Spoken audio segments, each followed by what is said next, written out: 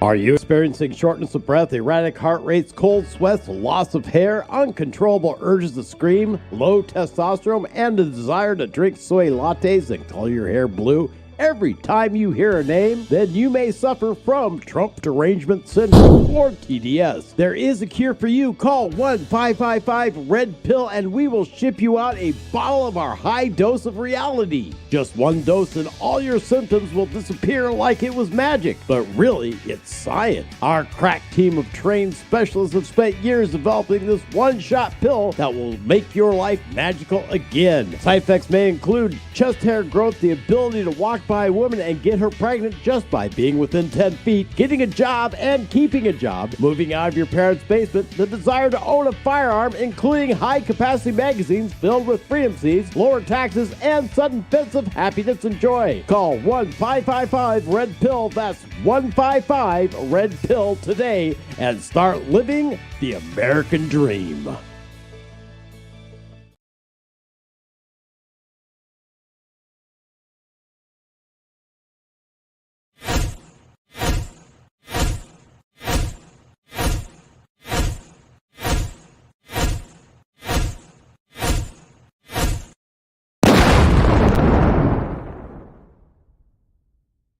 The opinions voiced on The Raw are those of the hosts and the callers and not necessarily represent the views and opinions of KTOX and Ruben Broadcasting, or its advertisers. The opinions should be considered as the ramblings of raving lunatics. You're listening to The Raw with Henry and Miss Raw, brought to you by Pirate Web Radio Productions, Ruben Broadcasting, along with KTOX 1340 AM and 92.9 FM, the Tri-State's undisputed talk leader. We the people, and all we do, reserve the right to scream, fuck you!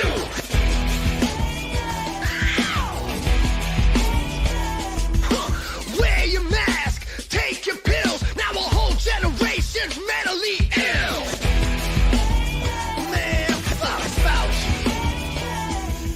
But COVID's near, it's coming to town. We gotta act quick, shut our borders down. Joe Biden does, the media embraces. Big Dime does it and they call them racist. We the people, let's go Brandon. We the people, let's go Brandon. We the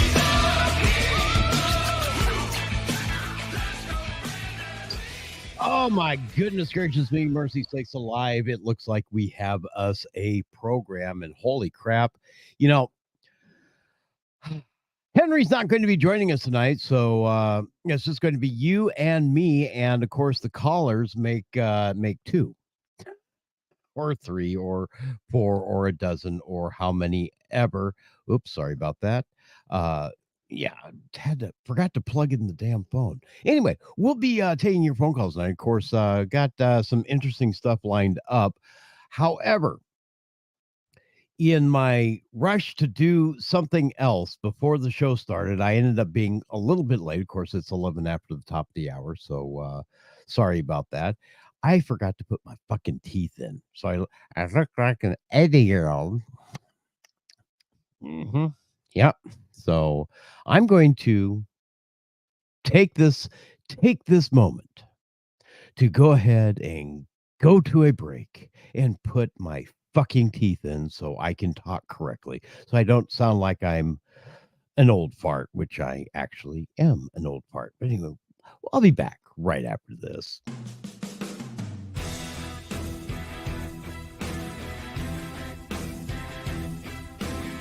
This portion of The Raw could be brought to you by you for as little as $25 a week.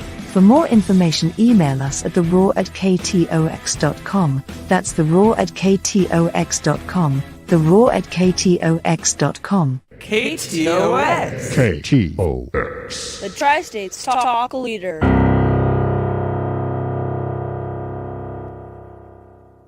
Time Call Taxi is here for all your transportation needs, whether it's a ride to work, the store, or anywhere. Time Call Taxi is here for you. Call 928-763-1010, 24 hours a day, 7 days a week. Going out to paint the town red? Call Time Call Taxi and get to and from your fun in a timely and safe manner. Call Time Call Taxi, 763-1010. That's 763-1010. Learn how to defend yourself and your loved one. Kingman Force on Force. Krav Maga. Empty hands. Edge weapons. Firearms training. Train like law enforcement with our virtual range simulator. AZCCW classes. Free gun safety classes. Our instructors are AZDPS licensed, NRA certified, and former Combat Special Forces. 3001 Stockton Hill Road, Kingman, Arizona. www.kingmanforsonforce.com. I'm Rob Hansen. And I'm Henry Longbreak, along with Tundra. And KTOX 1340 AM, we are pleased to support the Mojave County Sheriff's Canine Foundation. The Mojave County Canine Foundation teams with the Mojave County Sheriff Department to keep our county safer. It increases deputy safety, and the dogs are highly visible deterrents against robberies, burglaries, and drug dealing. Canines can save time clearing buildings. It takes less than the quarter of the time that it would take a deputy on his own. Canines can track juvenile runaways, missing elderly persons, fleeing suspects, and provide comfort to traumatized victims. For more information about the Mojave County Sheriff's Canine Foundation, or you'd like to make a tax-deductible donation or host a fundraising event that includes a canine demonstration, call John Sancelli at 651-270-0920 or go online at www.mcsk9f.com. The Mojave County Sheriff Canine Foundation is a 501c3 nonprofit organization.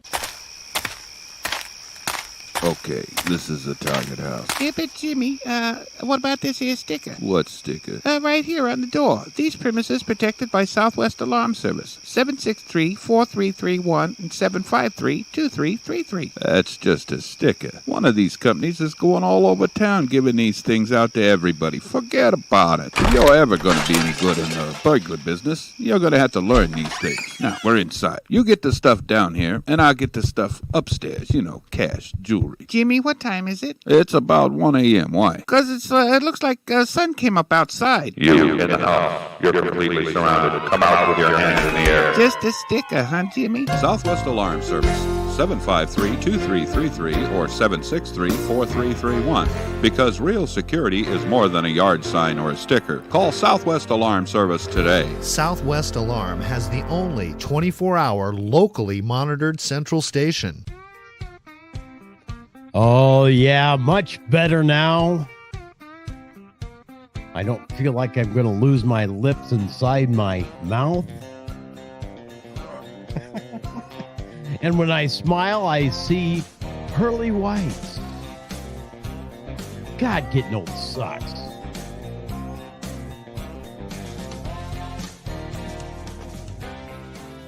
And welcome back. It is The Raw. I'm your hostess with the mostest, Miss Dan Hansen. Of course, phone number if you want to join in is 928-476-0331, 928-476-0331. We're going to be talking about a variety of things tonight, of course. We've got a lot, actually. And one of the breaking pieces of news, well, it's been out for a little while, and we've really have suspected it for a long-ass time, but now it's been, I believe, confirmed. Otherwise, I wouldn't be talking about it. But the J-6 bomber, the person who delivered the pipe bombs to the DNC and the RNC headquarters in Washington, D.C. just prior to January 6th of 2020 has been found out. And when I tell you who this person is and what this person was doing, you're not going to be surprised at all whatsoever.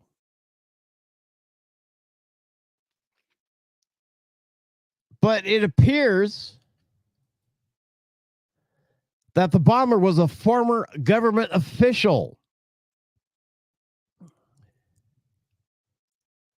And the FBI had the license plate number of the vehicle he was using to get around to plant these bombs, but refused to even interview him. Now, over 3 years ago, on January 5th, 2021, the suspect planted pipe bombs near Washington, D.C. at the RNC and DNC headquarters on the night just prior to January 6th, 2021. The day of infamy, where even camel toe, heels up, fuck me Harris said it was worse than Pearl Harbor and 9/11.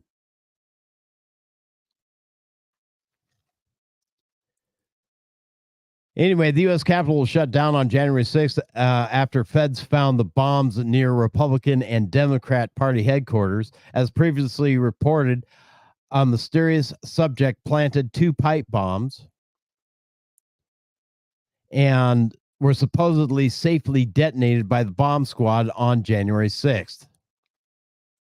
The FBI continued to drip out videos on the suspect who placed the pipe bombs at the DNC and RNC the night of the Capitol.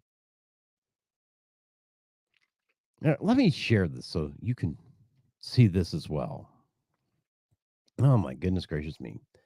Entire screen 2. We'll turn on the sounds and share. There we go.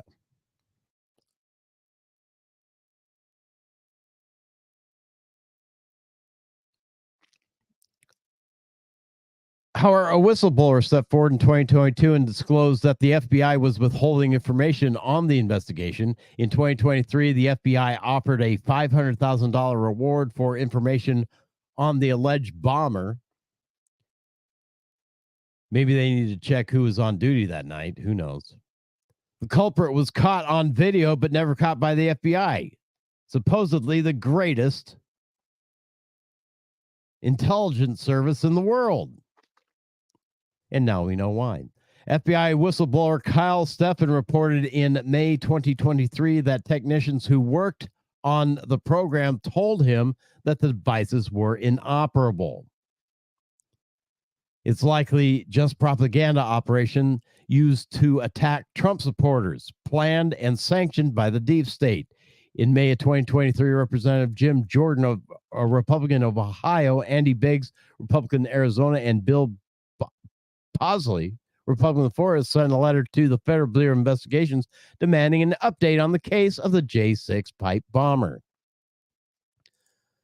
Representative Jordan's letter highlights crucial details that have come to light. The FBI may possess information about the license plate number of the suspect's vehicle as part of the oversight investigation into the pipe bombs placed near the headquarters of the Democratic and National Committee and the Republican National Committee on January 5th, 2021, at the start of the 119th Congress on January 17th, 2023. We reiterated the request. To date, you have failed to comply. The committee's interest in the investigation was sparked by a whistleblower disclosure from a senior FBI official, which raised more questions about the unusual nature of the FBI's investigative efforts. The whistleblower disclosure revealed that the FBI Washington's field office had requested other field offices to canvass all confidential human sources across the country for information about the culprit, despite more than a year having it passed since the bombs were placed. The request specifically asked for information from sources reporting on all types of threats, as suspects' motives and ideology remain unclear. The FBI then used security camera footage from Northern Virginia Metro stop to identify the license plate of a car associated with the suspect. Bum, bum, bum. However, the FBI has yet to identify the suspect despite these leads. One former assistant director observed, it just doesn't add up. There's too much work with to not know who this guy is. Now there are reports that the operative who planted the bombs is a former government official, but the FBI refused to interview the person. According to the Daily Wire, a former FBI agent said the Bureau quickly believed that it tied to the person who planted the pipe bombs at the Democrat National Committee and the RNC to a particular Metro fare card and license plate, but did not allow him to interview the person of interest and be pulled his team off the lead.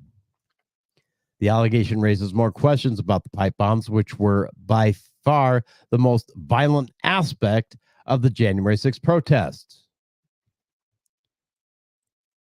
but which Democrats and authorities have seldom mentioned since. In other words, they haven't talked about it. They talk about how AOC was nearly killed 6 blocks away from anything that happened. They're willing to talk about that. They're willing to keep imprisoned people who were there. They are currently investigating people who remained outside and looking to prosecute them as well. Yet they can't bring in the one person who really could have hurt a lot more people if they were real bombs in the first place.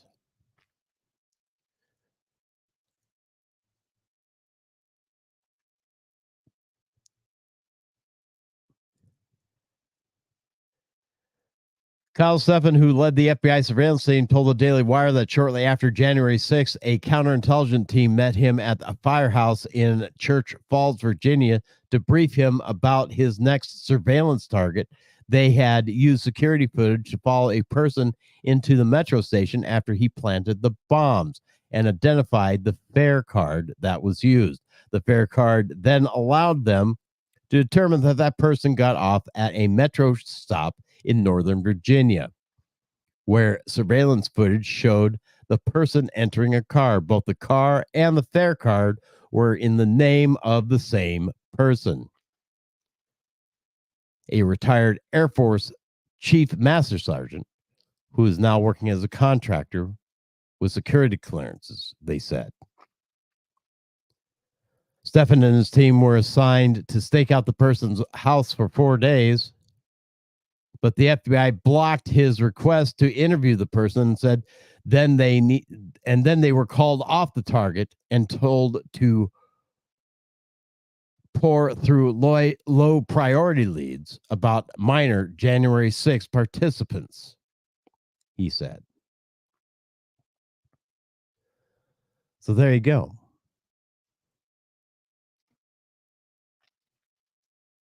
Nine two 476 I want your opinions on this. I want to know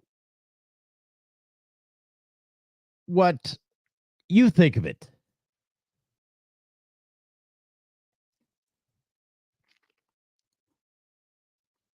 Hey, what is? I have no idea what is.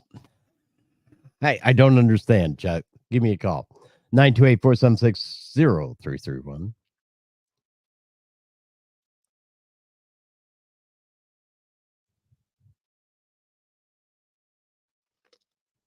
This reminds me of a bunch of other, government operations in the last 40 years or so.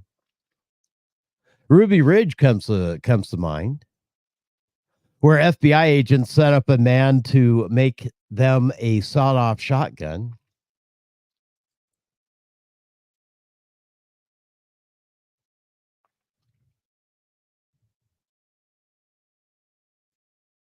That ended in tragedy. And then Waco, that also ended in a bunch of tragedy.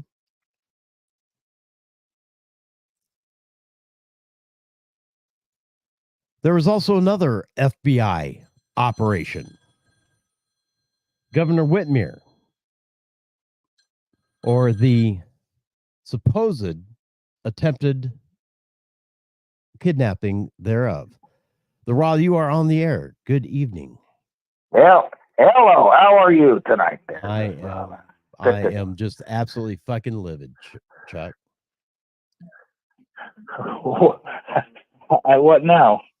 Have you the not bomber? Have you not been listening? Yeah, I have been, but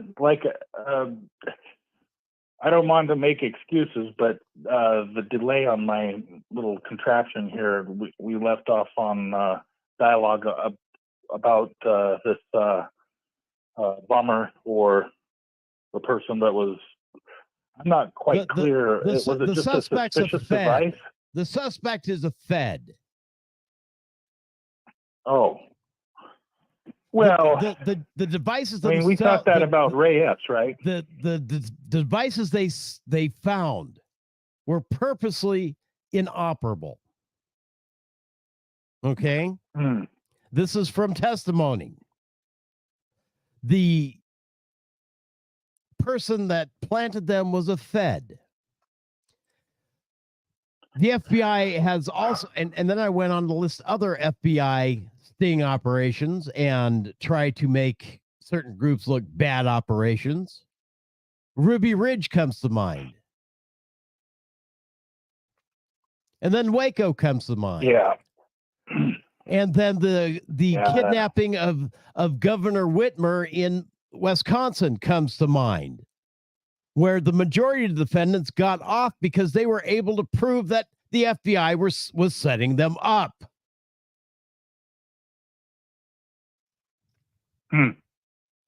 So, well, cops. That's what cops do, though, right? To catch the bad guys. This is our federal government creating bad guys out of whole cloth.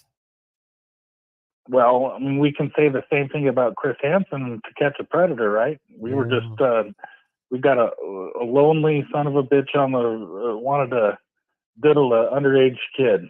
Yep. Oops, sorry, shouldn't have done that.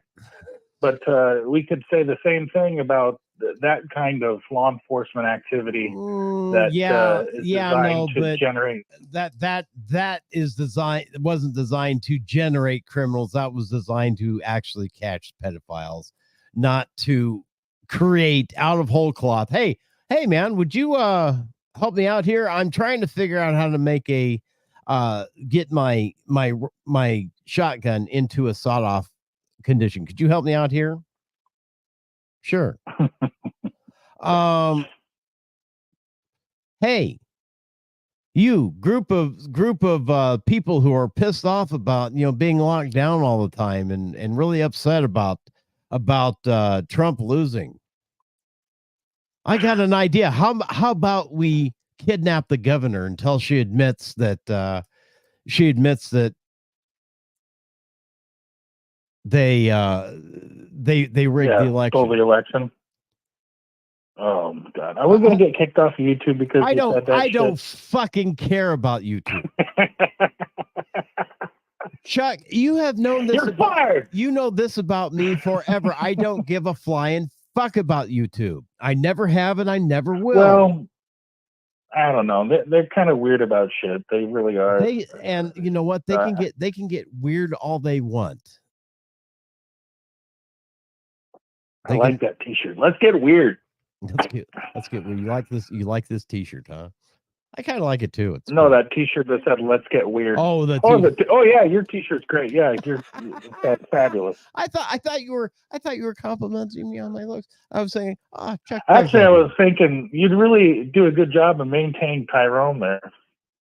It looks very shiny and ready for action. Tyrone is always ready. I give Tyrone lots of love. I love him long time. He gives me good bang.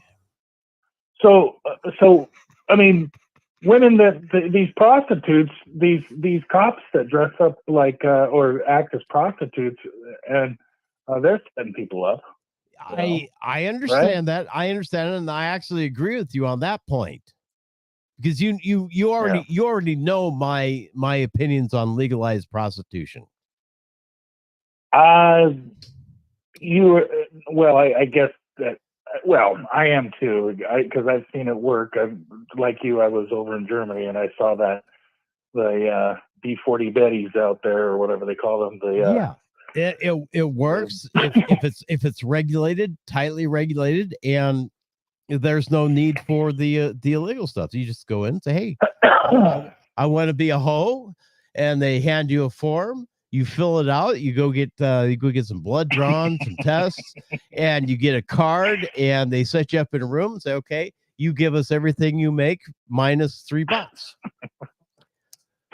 Oh man, we had one girl and that used to hang out. And you now a hoe. We had one. Okay, so I was in a couple of different places in Germany for a prolonged period of time, in K-Town and in Heidelberg. And the B40 is I guess the county or the Rhineland-Pfalz, the state. That's the one of the main county line or the county roads or whatever. So every Friday, Saturday, and holiday weekend, there'd be like 2 or 3 girls out there with their trailer, their little trailer there, and they'd be out there with the hip high boots, the stockings, and the the slutty waving at people and everything like their that. trade. Yeah, and then every once in a while, I never seen any Americans there though. It was always like these Iraqi guys or whatever, or I don't know. I don't know. Maybe that might be racist, but I'm guessing that's kind of where they were from. And they're like, man, I never broke it off into a.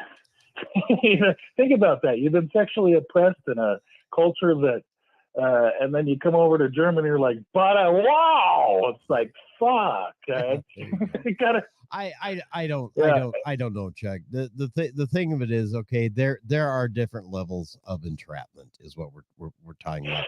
But well, yeah. What about the cop that hangs out by the bar? Yeah. Once again, these are sort of apples to oranges. Okay, they were trying to make the January 6th protesters look like madmen terrorists. Okay. By blowing up the RNC and the DNC headquarters.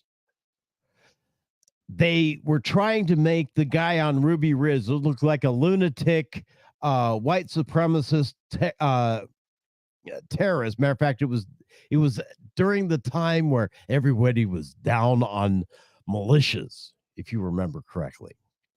And he was a member of a militia. Yeah. Waco, Waco, okay, was a David Koresh wackadoodle church, the Branch Davidian, a wackadoodle church. Branch Davidian. They could have handled that a whole shit ton easier than surrounding the place and burning it down. I heard a lot of different what if scenarios. Like waited for the cult leader to come into town because he often did, and just pick him up there. Yeah. The whole media thing. I remember a CNN watching it and just like it was not. God, there was something camera's unethical really about starting that. to piss me off. And then yeah. But we get into stuff like that. Is your camera working? No, it's like completely blurry. It's gone into macro or micro, and it's not wanting to. Come on, you piece of shit. So anyway, while you're making your adjustments, I'll continue on with my horseshit here, but it's not really horseshit. Thank you. So, we get into those kind of situations, and there actually is a situation that I'm watching closely here in my local area. I haven't shared this with you. Maybe I have, but on the 1st of January this year, the Longview Police, Longview, Washington, responded to a call around 5 o'clock in the morning to a house located in the city for a subject who called in and said that he was being assaulted by a girl that he was trying to keep from committing suicide. Okay. So three officers arrived there, and I guess they met the subject outside, and the suicidal subject saw the cops and went up, and she had a gun that nobody knew about, or they did, or something. But yeah, 3 cops killed her up there because they. That is extremely sad. That is very sad, Yeah. and I feel bad for her. She had problems. She wanted to die. The cops came. Yeah, came. Yeah. She gave them a reason. I feel bad. Suicide by cop is awful. I feel bad for the cops. Well, and me too. And the more amazing thing about this is the third one within like 5 to 7 years in our community. It's the third one, and they still haven't learned. They still haven't changed their protocol. But anyway, I'm just what can you honestly, okay, Chuck? What can you do? Yeah. All right, what can you do? You have an aggressive witness, armed. They make aggressive. They make aggressive moves with armed with a weapon. You know in your head, know in your head and your heart that this is probably suicide by cop. But what is your primary job when you are on a call to go home at the end of the shift? To your family. Yeah, sure. I saw that, and I totally, yeah. I agree fully. So what other policies can you make? Right now we have run away, back off, and try to lob non-lethals at this person. As the 911 dispatch center, as soon as they learned that it was a suicidal, they probably should have started trying to call the person mental health, and the officers not even respond and tell the victim to walk away, and then they'll meet them there, or something like that. Yeah. Now hang on. Who called 911? Yeah. The person that went over and tried to help, right? The boyfriend, or something, some kind of relationship there. Now, having not heard the 911 call, neither have I. Did I would be very interested to know if the boyfriend relayed to 911 whether she was armed or not. That's a big question for me too, and they didn't cover that in local media. So and of course they're not, because they are. Media does. I would have been surprised too. Media does not relay the facts anymore. Okay, they relay just enough facts to meet their whatever fucking bias. Yeah. All right. So we had a suicide by cop here about 3 years ago. All right, there was reports of a woman acting strangely with armed, and police responded. She aimed her pistol at them. The cop put her down, killed her. Mm-hmm. Turned out the weapon was a BB gun. Jeez. That officer, by the way, who was a very good officer, very, very good, very dedicated officer, somebody I personally knew, honest as the day is long, treated everybody with kindness, is no longer a cop because he cannot handle the guilt of knowing he had to put somebody down. And he could not differentiate in the dark of night whether it was a real gun or a BB gun. Guilt for the rest of his life. Ruined his life forever. Go ahead. This reminds me of a story, not to one up or whatever. It just kind of dredged up this memory about deadly force and everything like that. And an incident that happened to me when I was over in Macedonia, and we were getting ready to cross the border on MSR bottle from Camp Able Century to the border of Kosovo. Right. And Camp Able Century is in Macedonia. So we were going through this part. They call it Bastard Alley, and it's a friendly reference to the people that live there. It's not a very nice reference. It's Roma people, and they go out there and they Mister candy, and they'll try to sell watches, and that really pisses the local off. Right. But and they're beggars. So we were in my squad that I was with, and I was in the middle vehicle with the squad leader, and I was a gunner, and I was the front had the front security and the rear security, and I was kind of rotating around looking at our flanks, and I see this kid standing in a kind of where there was a lot of hustle and bustle next to this guy that looked like Saddam Hussein. And the kid pulled out this gun and pointed at me. And as soon as I saw that, I didn't even hesitate. I just dropped down. I go, "Hey, I just got a kid waving a pistol at me." And he's like, "For real?" He thought I was kidding. Sergeant Jebs, our squad leader, thought I was kidding. And I go, "No, he's right over there." And Scott said, "Oh, it was just a toy. It was just a toy." How do you know? But he had the problem water is bottle. In the moment, you may not. You may not. And yeah. and see, this is the thing. Play stupid games, win stupid prizes. Okay. You have a kid who has a toy gun who aims it at a bunch of armed soldiers. He's lucky. I think that's what he's lucky you didn't open up with that 60. No, I had a M249, but yeah. Well, that's okay. Then that saw that goddamn newspaper. Yeah, of course you would have been in the newspaper, and there would have been an investigation, and you would have been cleared because the kid pulled a gun. And you would have been well within your rights. You'd be guilty forever. You'd probably be drinking yourself to death right now for killing a kid. But the thing is, I understand this. But the thing is, you would have been well within your rights and the mission parameters to protect yourself.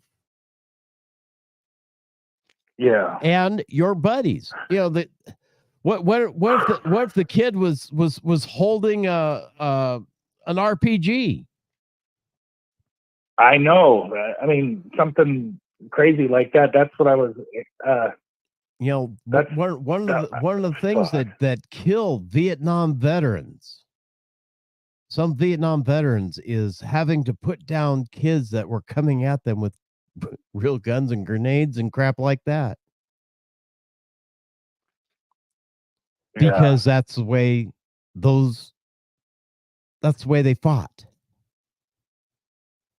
Imagine, you constantly hear stories about from Iraq veterans and Afghanistan veterans. Oh God.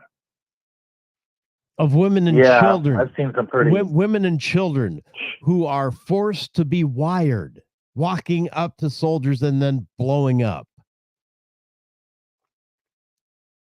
Yeah, I had a guy come back and he was showing me. Absolutely. I mean, it's the same thing. It is the same thing. Mm-hmm. But now we have the cops trying to paint false narratives with real actions and paint a particular group a particular color. So whoever's pulling their strings can make a point. The January 6th people were trying to blow up the DNC and the RNC. They're just crazy terrorist lunatics. What have they called us every fucking day since January 6th? Any Trump supporter. MAGA terrorist. They've called us that every single fucking day. You go on Twitter, you go on Facebook, you go on anywhere, you look on any of that, you will see that the liberals will call out and target people who support Trump and call them fucking terrorists. or Nazis or whatever 4-letter derogatory term they want to say. It's part, and which is the furthest thing from the truth. Now, I don't know. Now, am I? You don't know? What do you mean you don't know? You know me. I'm a Trump. Well, I'm a Trump supporter. Can you imagine? I know. Can you imagine me? Slapping on a suicide bomb and going someplace to blow it up, no, or taking Tyrone behind me here and going and shooting up someplace because I'm mad. I don't think you would. I don't think the grand majority of people who support Trump would. I don't think the grand majority. Well, I don't think the grand majority of the people who support Biden would. Well, I just wonder why. Okay, we have. I'm not going to name any names, but we have a certain caller from Yucca that calls in, and he gives me every indication that this person is like ready to act because he's already given. He is 550,000 years old. It takes takes great effort for him to get in his pickup truck and take his sister to church on Sunday. Well, God bless him. Absolutely, God bless him. And he and I argue and go round and round and round, especially, he says, well, I mean, stand up for our rights. We have to fight back. I said, fight back how? Yeah. Are we grabbing our guns? Are we grabbing our muskets? Are we hoisting the battle flag? What are we doing? How are we fighting back? Well, I don't know. We got to fight. I said, fight how? Fight in what context of fight? Stand up, make our voices heard? Yeah. That kind of fight? Sure. I'm all in. Voice the rebellion against the federal government, count me out. Because we're not. Come on, really? I think generally, no, I don't think that people that supported or vote for Trump are terrorists. I don't think that. But I do think that there are people with that wouldn't mind doing some kind of LARP exercise and acting out, and I guess there's those characters on the left too. I mean, there's that Yahoo that was shooting only Republicans over in DC. Look at the entire Black Lives Matter riots, the mostly peaceful protests that happened during the Summer of Love. Oh, I was there. You were there. You were there. You were our person on the spot in Portland, Oregon. Portland, well, Seattle first, and then Portland. Yeah, Seattle and Portland. You were our man on the spot. You were calling in with daily updates. I tell you, God, I didn't fall asleep. I felt safe enough to fall asleep in Seattle because they had like a little tent series set up and everything, but not in Portland. Hell no. I saw people getting assaulted. I saw this kid is probably like my point has just been made. God, it was nothing but peaceful. It was kind of weird though, but they would have different groups that would come in and out of where the protest was most intense. Mm-hmm. And at one point in time, there was at least 2,000 people there, and they just showed up. Yeah, and bicyclists showed up, and then naked people, and then it was really a weird deal. Especially when I was there the night that the state took over from. Huh? I imagine it was. Oh, yeah, that was one of the weirdest experiences of my life. Even more intense than what I mentioned earlier, going over to Central Europe and shit like that. But in fact, it didn't even feel like America. It didn't feel like when I went to Seattle. It really felt like I was in a different country. Yeah. Because they have a thing called Red Riots. This is not how Americans act. We don't burn down our own cities just because we're mad. We don't burn really down our own depressing. cities just because we're red. Oh, I guess it's a thing to do now. Well, yeah, there was that in Seattle, the Chop Zone, East Precinct, Seattle PD. That was fucking surreal. You know what was really fucked up is that turned into a tourist attraction. There's families walking, eating their ice cream and everything. Oh, look at this! No, look at the fucking morons. Yeah, I know. It was they turned themselves into a fucking zoo exhibit. Oh wow, that was intense. When they shut down I-5, they at one point in time shut down I-5 southbound and went and harassed the cops that were sitting on the overpass, taking pictures of everyone. all in support of a drug addict who tried to pass a fake $100 bill at a bodega. Yeah, I don't know, but no, that is what it is.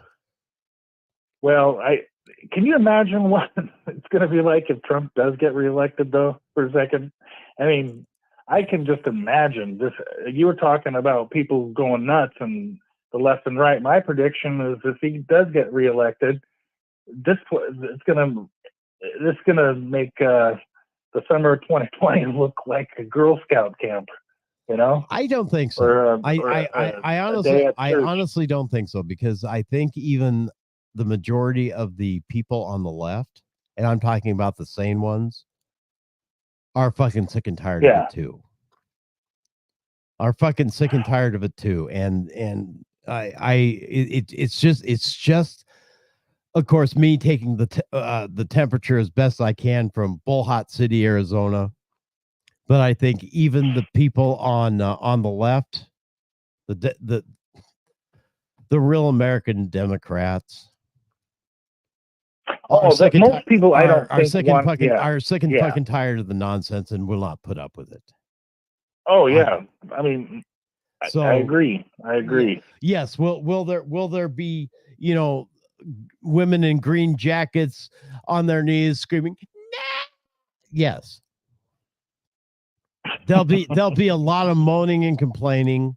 There'll be a lot of gnashing of teeth and fake cries and my you're God, gonna feel it's going to be a photographic event for about 20 minutes.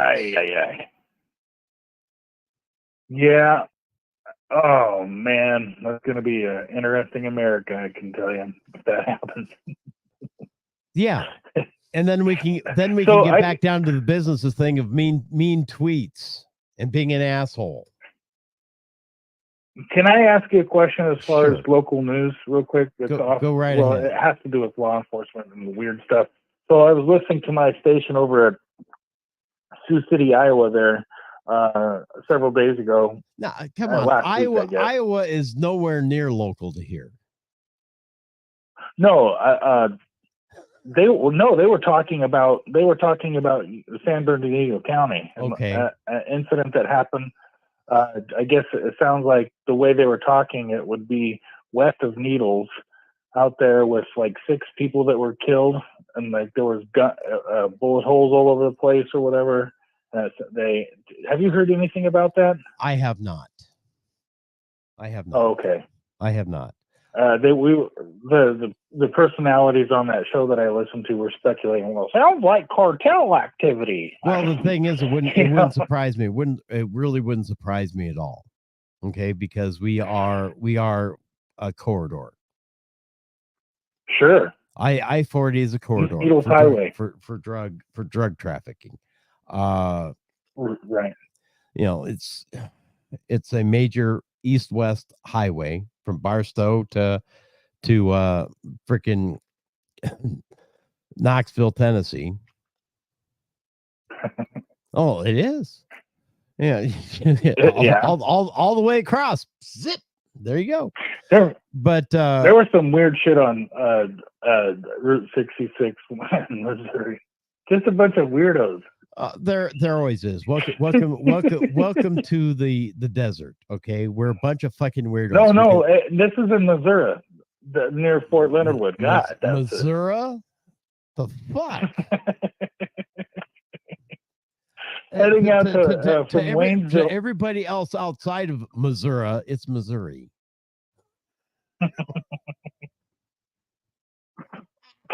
Yeah, I was out there in Missouri. Out there in Pulaski County.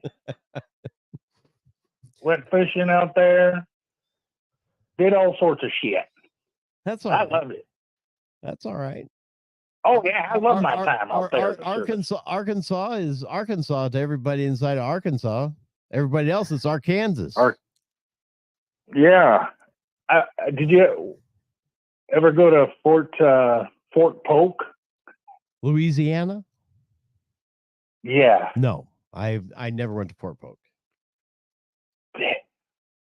I went there on one of these training missions with the Whiteman Air Force Base STs.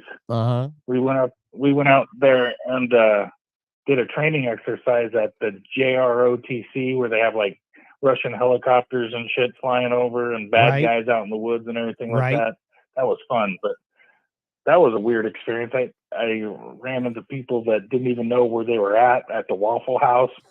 Like, excuse me, can you tell me what town I'm at? And the lady that was working behind the counter, what town is this? She didn't even know. She didn't even know. I don't know. It was, yeah. Okay, well, at least tell me what parish I'm in. That's a county in Louisiana. Yeah. Yeah, there was a hot snakes and ants and all sorts of. It was. Our favorite jungle training ground was the swamps of Florida. So yeah, no. Where at? Florida, in the Everglades. Oh, okay. Where was this at? What base did you guys do that training out of? Oh, we did that out of Fort Campbell, Kentucky. We just load up on whatever we could and go down there, and they dump us out in the middle of the swamp. Say, we'll see you in 5 days, guys. And we give them the fingers. They're driving off. Thank you. Sounds like a good time. What's that? Sounds like a good time. Oh yeah, it's grand time. Grand time. The only time that they actually give you live bullets on a training exercise. So is that because of the wildlife, or what? Yes. Yes, it's because of the wildlife. Or the crackheads, one of the two. Well, like I said, it's the wildlife. Oh. You got alligators, you got snakes, you got this and you got that, and you got everything else. Here's the thing, though: when you're training in company and battalion size units, even the alligators say, "Fuck this, I'm out of here."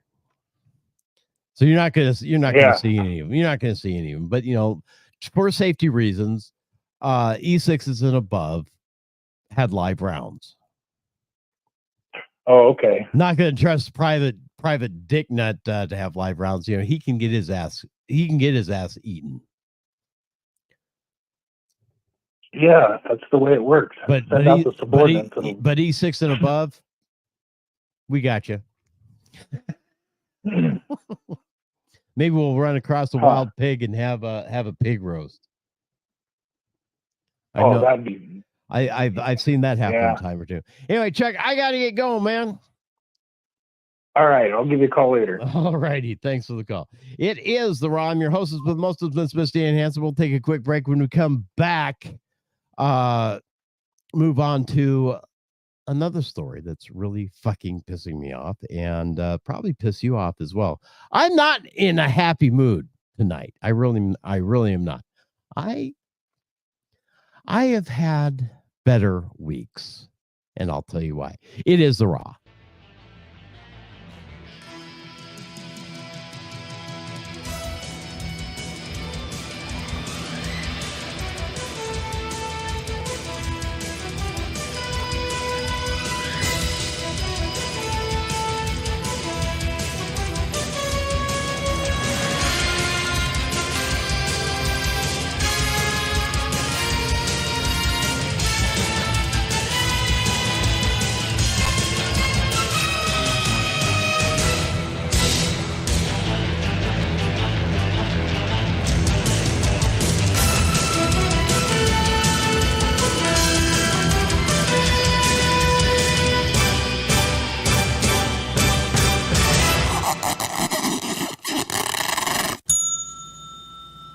Time Call Taxi is here for all your transportation needs, whether it's a ride to work, the store, or anywhere. Time Call Taxi is here for you. Call 928-763-1010, 24 hours a day, 7 days a week. Going out to paint the town red? Call Time Call Taxi and get to and from your fun in a timely and safe manner. Call Time Call Taxi, 763-1010.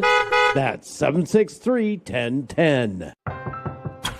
If a natural disaster comes knocking, how prepared is your family? You can't just close the door on earthquakes, floods, or hurricanes and hope they go away. That's why it's important to make a plan now. Ready.gov/plan has the tools and tips you need to prepare your family for an emergency. So if disaster shows up at your doorstep, you'll be ready. Visit ready.gov/plan and make a plan today. Brought to you by FEMA and the Ad Council. All right, everybody in the car, let's go.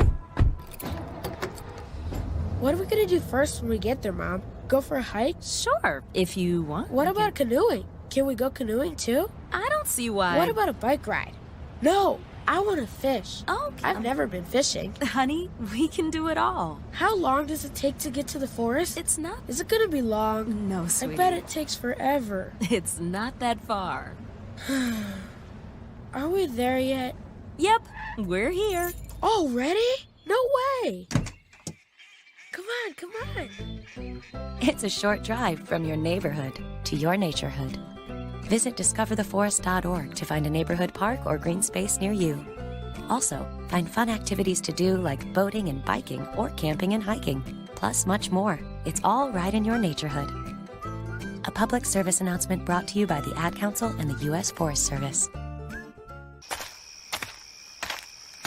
Okay, this is the target house. Hey, but Jimmy, what about this here sticker? What sticker? Right here on the door. These premises protected by Southwest Alarm Service. 763-4331 and 753-2333. That's just a sticker. One of these companies is going all over town giving these things out to everybody. Forget about it. If you're ever going to be any good in the burglar business, you're going to have to learn these things. Now, we're inside. You get the stuff down here, and I'll get the stuff upstairs. You know, cash, jewelry. Jimmy, what time is it? It's about 1 a.m. Why? Because it looks like the sun came up outside. You in the house. You're completely surrounded. Come out with your hands in the air. Just a sticker, huh, Jimmy? Southwest Alarm Service, 753-2333 or 763-4331. Because real security is more than a yard sign or a sticker. Call Southwest Alarm Service today. Southwest Alarm has the only 24-hour locally monitored central station. The opinions voiced on the Raw are those of the hosts and the callers and not necessarily represent the views and opinions of KTOX and Reuben Broadcasting or its advertisers. The opinions should be considered as the ramblings of raving lunatics. You're listening to The Raw with Henry and Miss Raw, brought to you by Pirate Web Radio Productions, Reuben Broadcasting, along with KTOX 1340 AM and 92.9 FM, the Tri-State's undisputed talk leader. We the people, and all we do, reserve the right to scream, fuck you!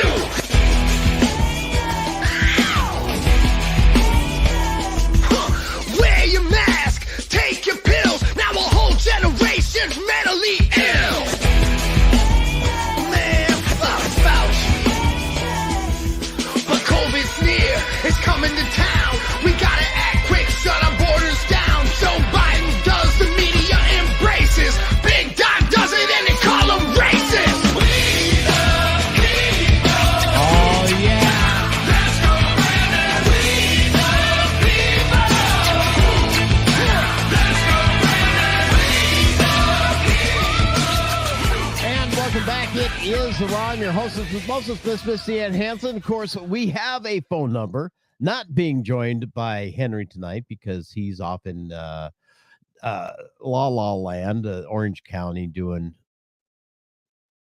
Henry things, I guess. 928-476-0331, 928-476-0331. Of course, we'll see him Saturday on the Miss Rob Hansen radio program for the Saturday edition of that. Number to call, like I said, number to call if you want to dial in, 928-476-0331, 928-476-0331. Now, Here's something I am going to do. I am going to do this.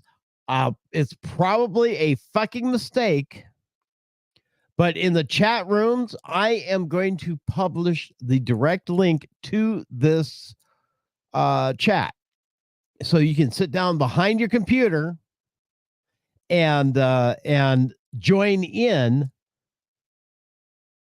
Now, the only thing I ask: no nudity. No nudity. Well, there's a couple things. Have a decent mic and a decent video card and a decent camera. Better than mine that goes in and out of focus every 30 seconds. I need a new camera. I really do. Anyway, 928-476-0331, 928-476-0331. I will, like I said, I will post that link here in about an hour. And then we'll take video listener calls for the rest of the show. Find out what you guys are thinking about. See, we'll see if you guys are as crazy as I think you are.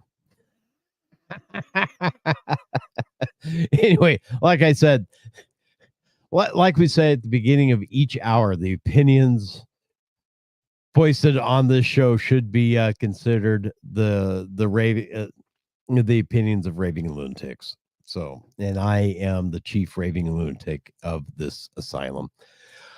Oh, yeah. There we go. Anyway.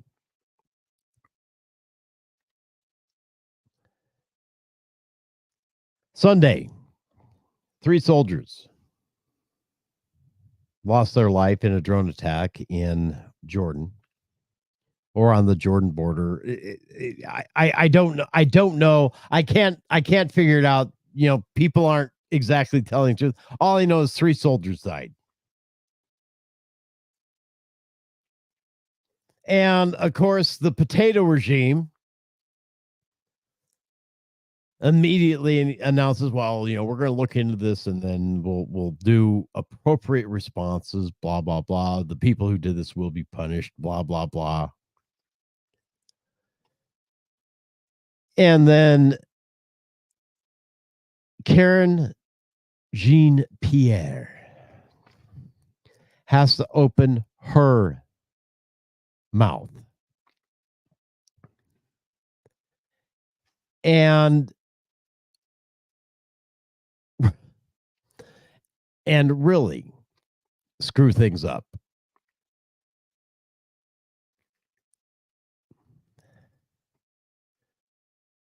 She gets on and delivers word salad that makes my brain hurt. And then she goes on to insult every serving member of the United States Armed Services and every veteran who's ever worn the uniform. Let's take a look at her eloquence, her perfect diction, her perfect delivery. What I will say, our deepest, obviously our deepest condolences go out, and our heartfelt condolences go out to the families who lost three folks who are military folks, who are brave, who are always fighting, who are fighting on behalf of this administration, of the American people. Oh, Jesus Christ. Number one, she can't even get out that these people were soldiers. These people were members of the United States military.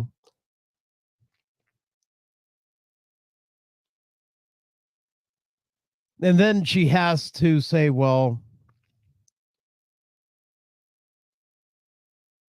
they were fighting on behalf of the administration. They were serving on behalf of the administration.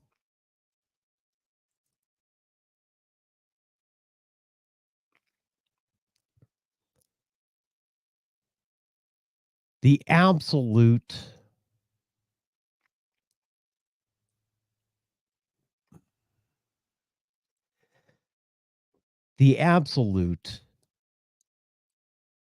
disdain these people hold for the men and women in uniform, or who have worn the uniform, is beyond the pale disturbing.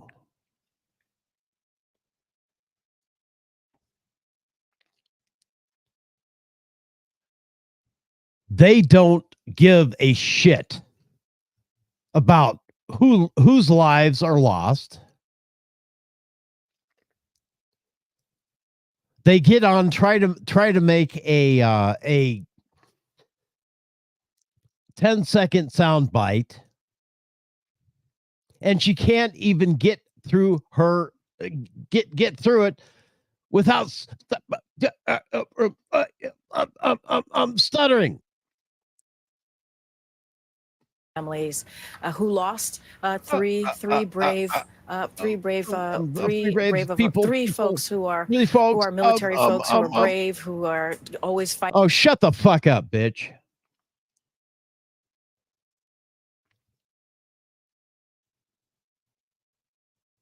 These are the people that run our country. They don't give a crap about men and women in uniform. They don't give a crap about veterans. They don't give a crap about the serfs. They don't give a crap about the men and women who actually go out there and get things done. The blue collar workers, the truck drivers, the farmers, the steel workers, the construction workers.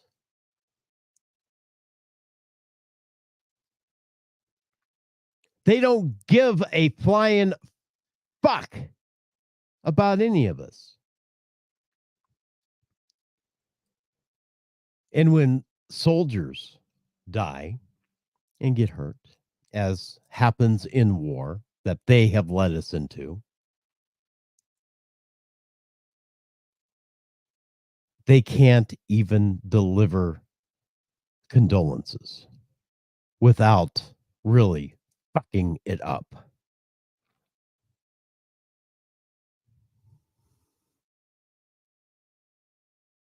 During the disastrous withdrawal from Afghanistan, the surrender,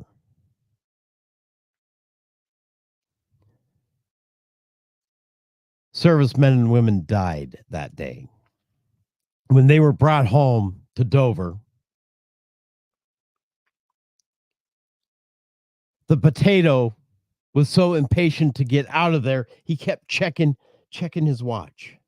What time is it?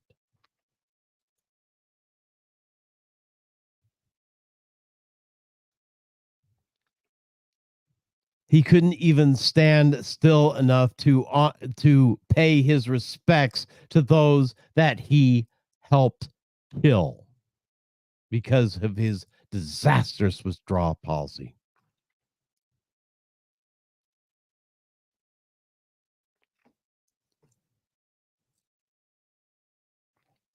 And now his supposed highly educated spokesperson can't even deliver a simple statement without stuttering or without insulting every single service member that ever lived and the memories of those who have given their lives.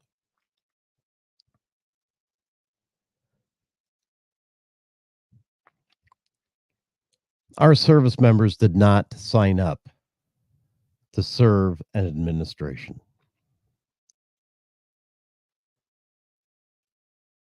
They didn't raise their right hand and swear an oath to a particular president. They swore an oath to the Constitution of the United States of America to defend, to uphold and defend that Constitution from all enemies, foreign and domestic. They only swore an oath to follow the asshole's orders.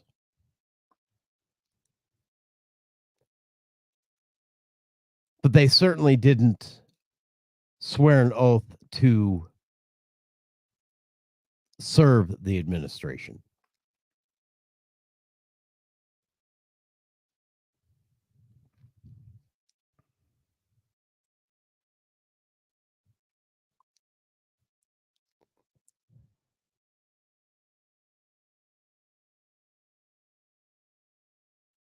every time that she gets on, every time the potato gets on, every time one of those sorry sacks of shit in the Biden administration gets their face in front of the TV, I become more embarrassed for my country. Embarrassed.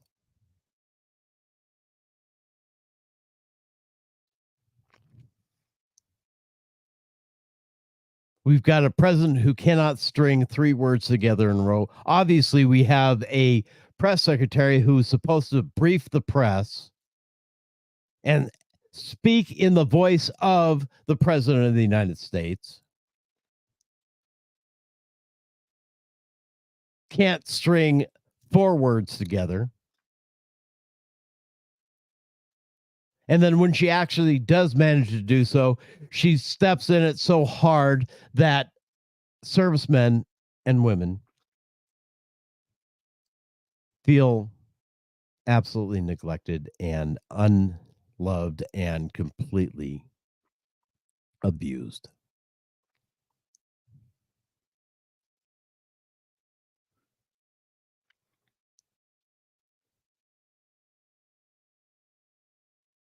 And now we've got the war hawks out there wanting to bomb Iran. By the way, that was an 1980s song. If you're interested, go to YouTube. I won't play it because I don't want to get a YouTube strike because of it. But go look it up.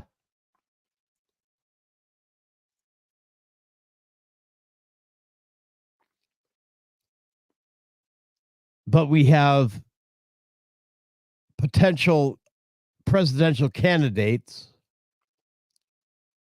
in particular one Nikki Haley, who believes that we absolutely must. We got to do this immediately, without hesitation.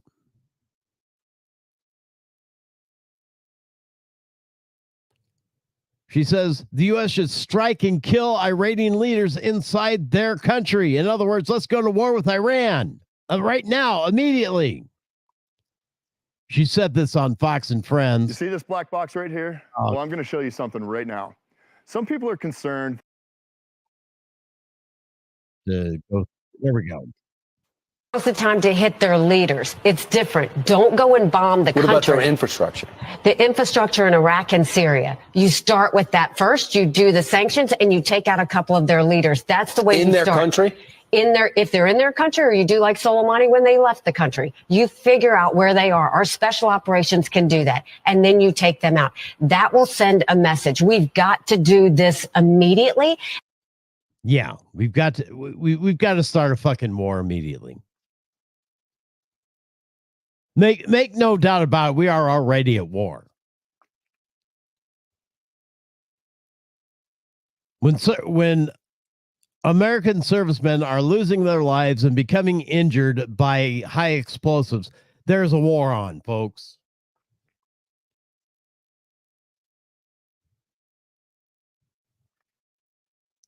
But at this point, it's an undeclared war. But it's a war that these fuckers in Washington, D.C., like this Corinne Pierre, whatever the fucker name is, Jean-Pierre, have led us into.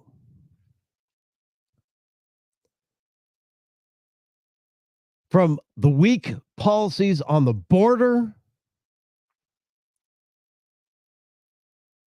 to the weak policies on Iran, giving them billions of dollars more, or allowing them to have access to billions of dollars more. We send the message every single fucking time that you can do whatever you want. You can act however you want. We're not going to do anything about it because we are weak and we're impotent, and we just want to be nice. And yet Americans end up dying.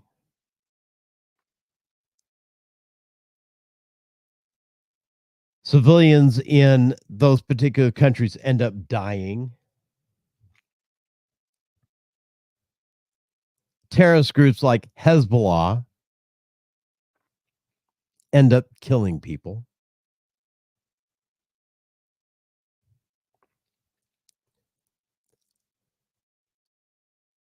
Little terrorist organizations that have these little pop missiles think, oh, I'll take on a U.S. warship and launch missiles.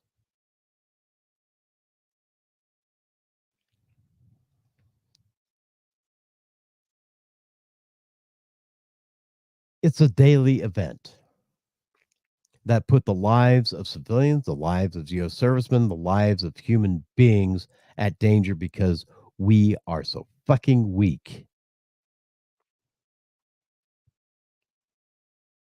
And we insist on being there for some god-awful reason. Now, do I think there needs to be some reprisals? Absolutely, there needs to be some reprisals. The terrorist groups and their headquarters need to be leveled, all of them.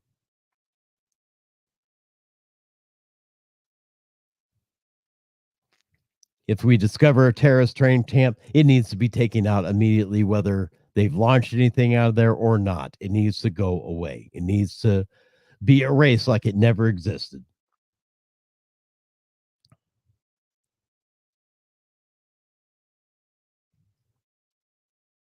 We need to stop coddling our enemies and funding them.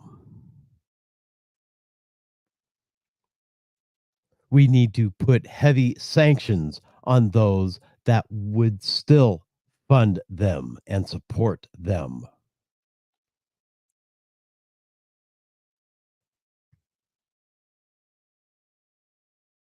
But no, we're trying to be the nice guy. The people who won't do anything that may hurt.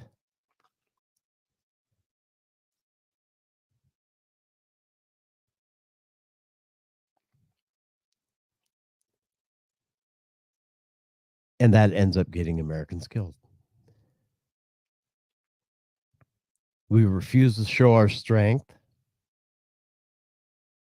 And when we do show our strength is ineffective, there's no reason why we need 3 carrier groups in the Middle East. None whatsoever. Oh, we're trying to protect our shipping lanes from China. Fuck them too. Because they are backers of Iran. And Iran is backers of these terrorist groups. So we cut off the money. We cut off the source. We cut off the reason for them to harm us. We leave the area and we allow them to settle it themselves. Unfortunately, yeah, it's going to be a lot of human lives lost.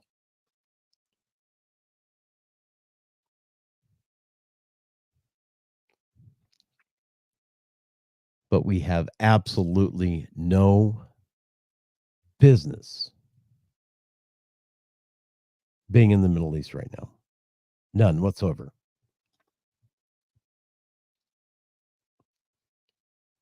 These Army, U.S. military outposts in the middle of the desert, they're supposed to be anti-terrorist postings. They're supposed to be able to keep organizations like ISIS in check.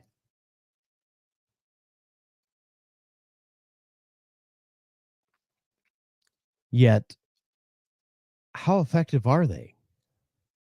If you have servicemen are dying and being injured in droves, how effective are they? Is it just a small show of strength? Say, here we are, Don't you dare touch us. We'll kick your ass.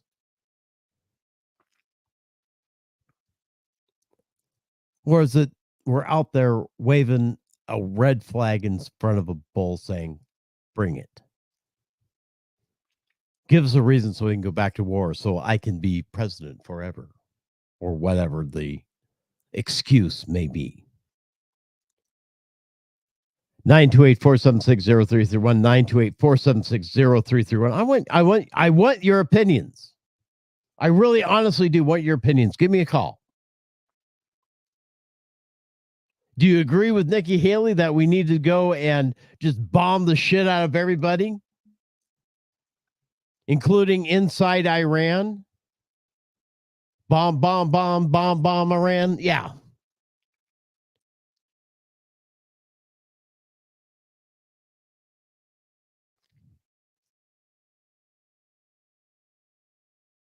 Or are you one of those people that believe that, maybe we need to pull our shit out of there and just let them fix their own problems? We've got oil resources of our own. We've got manufacturing of our own. We have the capability and the wherewithal to do things on our own. Maybe it's time we start doing a lot more of this on our own and quit depending upon foreign interests to supply us with the things that we think we need. Maybe we should become more self-sufficient. Not cut ourselves off from the world completely. No, I'm not saying that. But pull back enough to allow these people to solve their own goddamn problems, because obviously we haven't been able to. And how long have we been fighting over there? Going on 25 years now.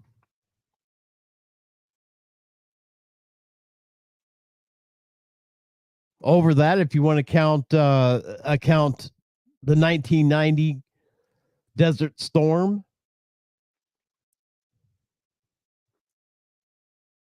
The majority of my adult life, and well beyond the lives of both my children.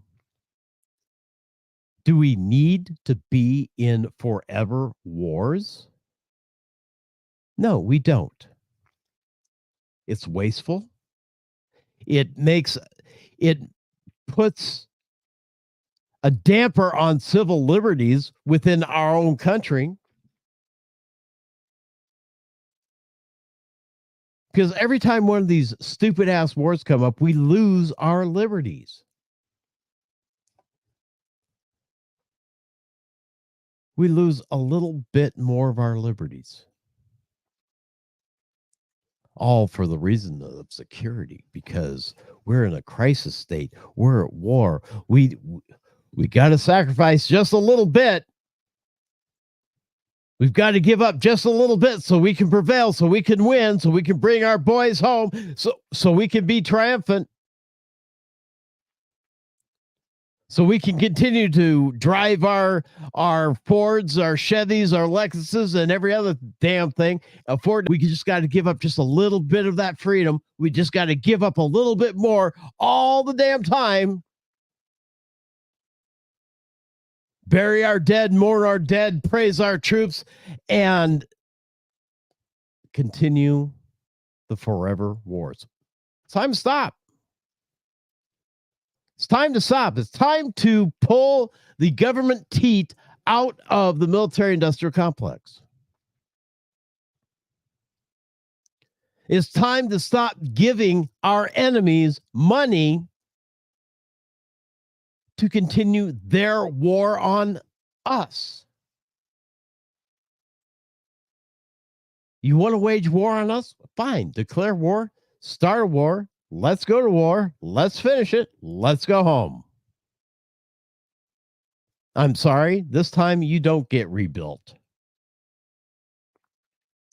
I'm sorry. You no longer will receive any kind of aid from us. You never liked us to begin with. You definitely hate us now, and you hate us more with every dollar we pump into your economies. Fuck y'all. Fuck y'all. That's how I feel about it. I'm interested in finding out how you feel about it. 928-476-0331, or drop a comment in one of the chats.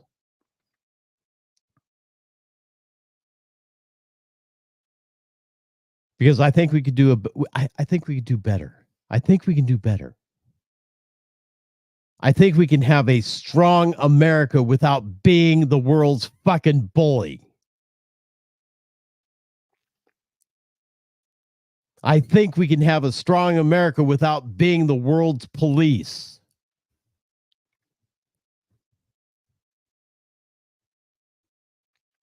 I think we can have an even stronger America if we quit paying our enemies money. I'll give you $1 billion if you don't develop a nuclear weapon. And they go ahead and continue developing nuclear weapons. I'll give you even more money if you don't send your terrorists against us. And they continue to send their terrorists against us. They continue to have rallies in the street. Death to America, evil Satan. Quit funding the people that fucking hate us. Simple as that. You don't give them money. And then you sanction those who continue to give them money.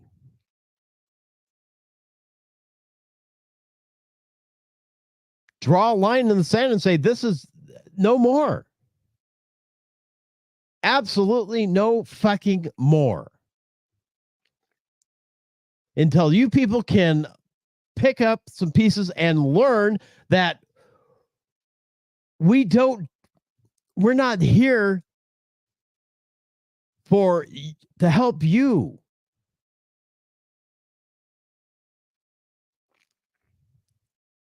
We used to go to war for righteous reasons. World War II was the last honest war.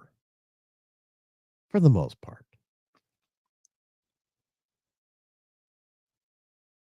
We went to war with regimes that were hell-bent on world domination and slavery. And the annihilation of those who were different from them. The Nazis kill everybody that's not them. The Japanese enslave everybody and kill them who are not them. The Italians couldn't figure out which side they wanted to be on, so they chose fascism, ended up getting their asses kicked.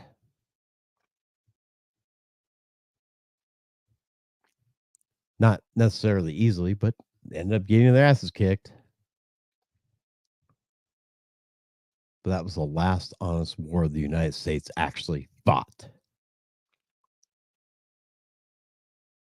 Everything else has been to suppress communism or to win friends and influence enemies or to nation build. We have our own nation that needs to be built. We have one right here, right at home.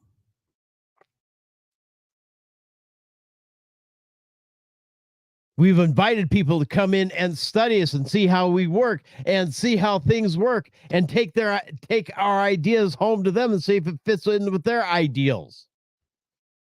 Yet, for some reason, since after World War II, we feel we have to be the big man on the block. We have to institute our own ideas. And if you don't share our same ideals, well, you know what? We're going to occupy you. We're going to make sure that we go to war with you. Or go to war with whoever you are who is sponsoring you. And it's been like that since Korea. We haven't had a moment's peace since. Now,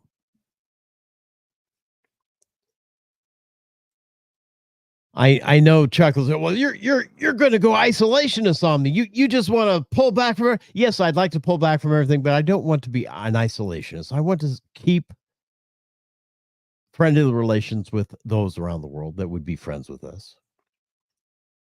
We can share economic things. We can buy each other's goods and services. We can trade. But if you hate us and you want us to fail, fuck you. We're not trading with you. You have nothing we want. You have nothing that we can't produce on our own. The hell with you. Go away.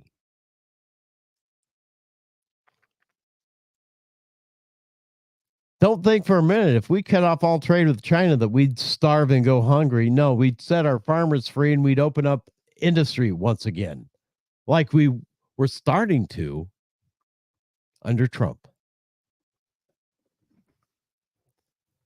We brought several industries back home because, well, we cut taxes. We say, hey, look, we'll give you a tax break if you bring all that money that you made overseas back home and invest in manufacturing here at home.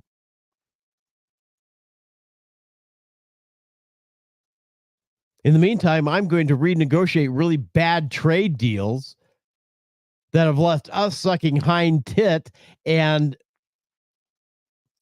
allowing other countries to have an advantage over us. When you're in a partnership, you're in a partnership. Nobody has advantage over anybody in a partnership. Yet, those were the kind of deals we did. NAFTA, for example.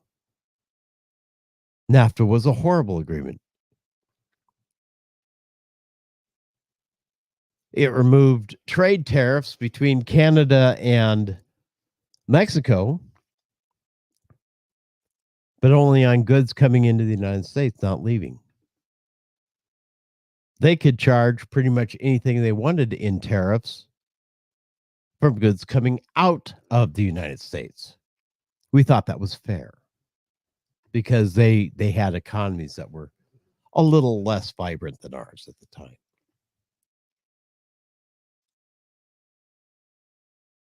Same thing with declaring China most favored trade nation back in the 90s.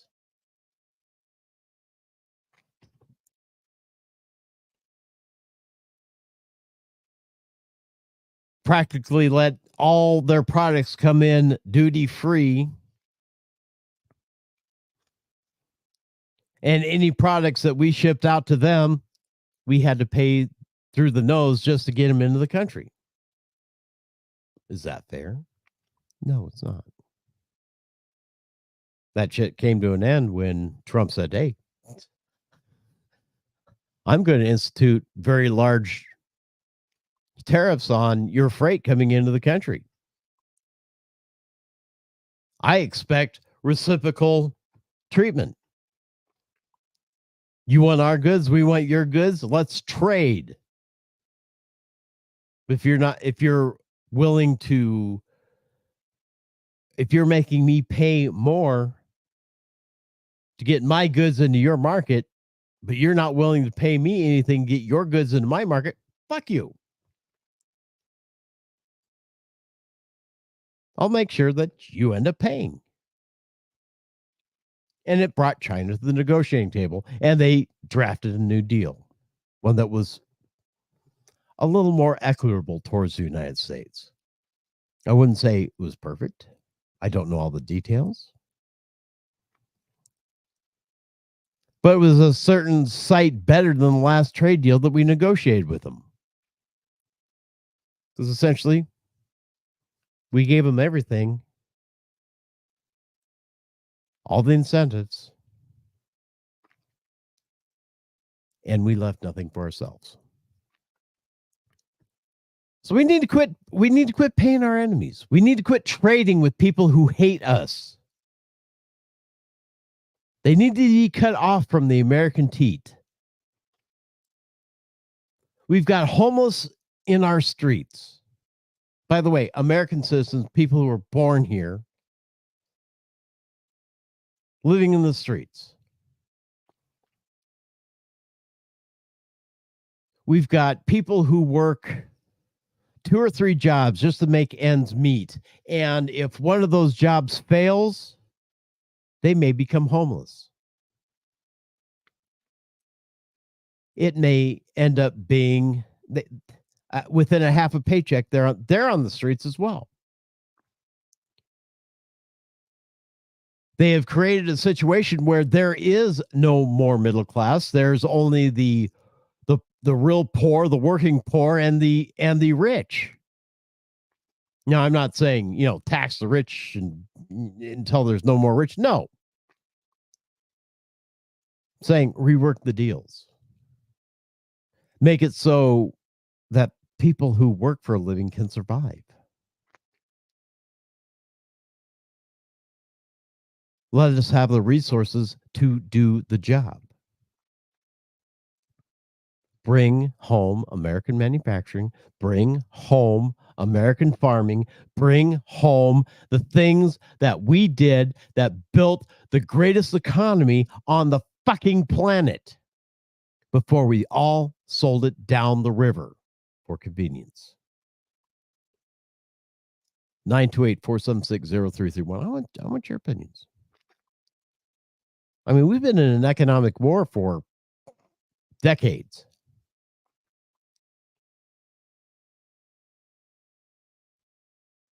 I have faith in the American people that, hey, you build a factory, you're going to have workers. You pay a decent wage, you're going to have workers.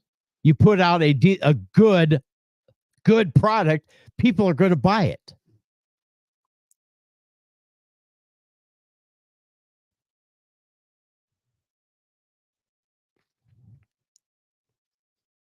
You let farmers farm and actually make a profit from their sweat and their labor, you're going to have an economy that cannot be beat because we can feed ourselves and the rest of the world all at the same damn time. We did it once, we can do it again.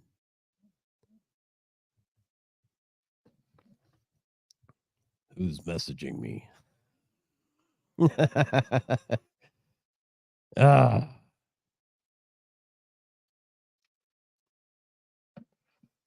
We can do it once, we can do it again.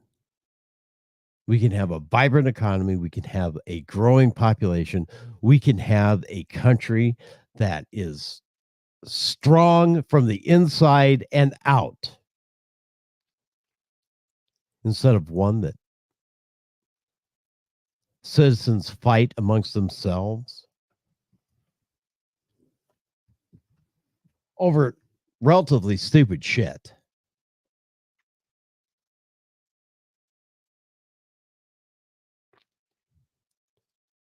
Where criminals run the streets unopposed.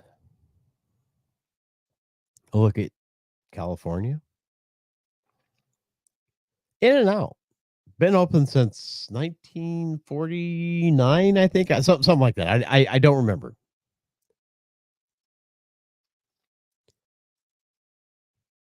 Grew very slowly, opened stores all over the West. Never closed a store until now. They're closing one of their stores in San Francisco because their employees are in danger. And just the night before the last night that they were going to be open, thugs beat up and robbed the In-N-Out security guard. Why do you need a security guard at a burger shop? That's the last place you'd think you'd need a security guard. But no, we live in the land of thugs because we don't want to put them in jail. We don't want to punish them. We don't want to take the time to correct their fucking behavior because they are serving a purpose to keep the rest of us scared. to keep us afraid. When the populace is afraid, the government, they turn to the government for solace and help, and we end up losing more of our freedoms in the name of security that really doesn't do anything for security. The idea right now is to, ban all the guns. If you ban all the guns, if you take the guns away from people who've never done anything wrong, then the criminals can't get their hands on guns and everything will be fine.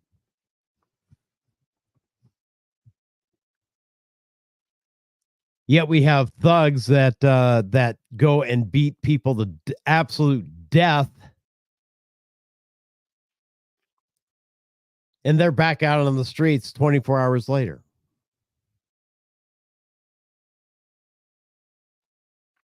Yeah, that's keeping the population safe. That's keeping everybody safe.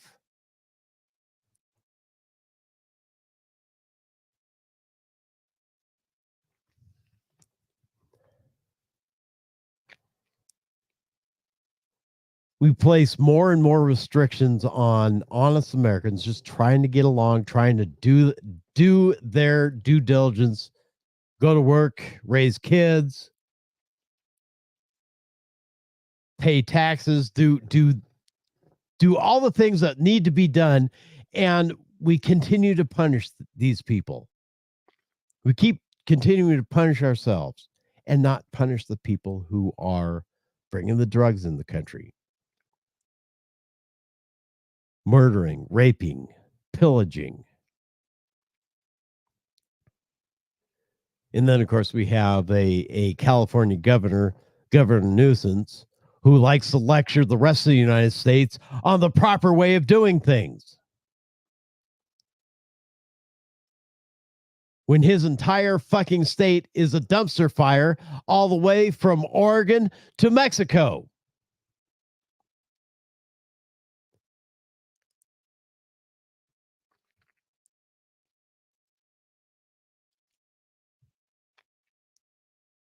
We won't let the police do their jobs. We won't let prosecutors do their jobs. We hire prosecutors that coddle criminals.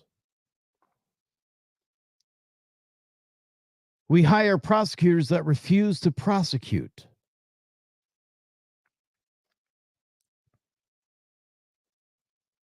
We allow our elected officials to raise taxes upon us to the point where we can't afford the properties.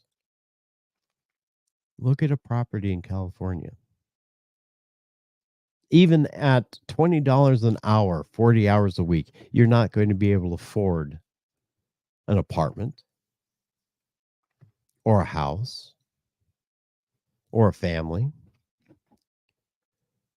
That is if you can get a $20 an hour, 40-hour a week job. You won't. If you want 40 hours a week, well, you're going to have to work multiple jobs because everybody else is part-time. And they wonder why the state is on fire. They wonder why they have a horrendous homeless problem in California. They wonder why people are choosing to ease the pain with drugs and alcohol. And then have the audacity to lecture everybody else in the United States on how to do things properly. Oh, yes, and be billions of dollars in the hole deficit-wise, while still claiming to be the United States' #1 economy. Bullshit.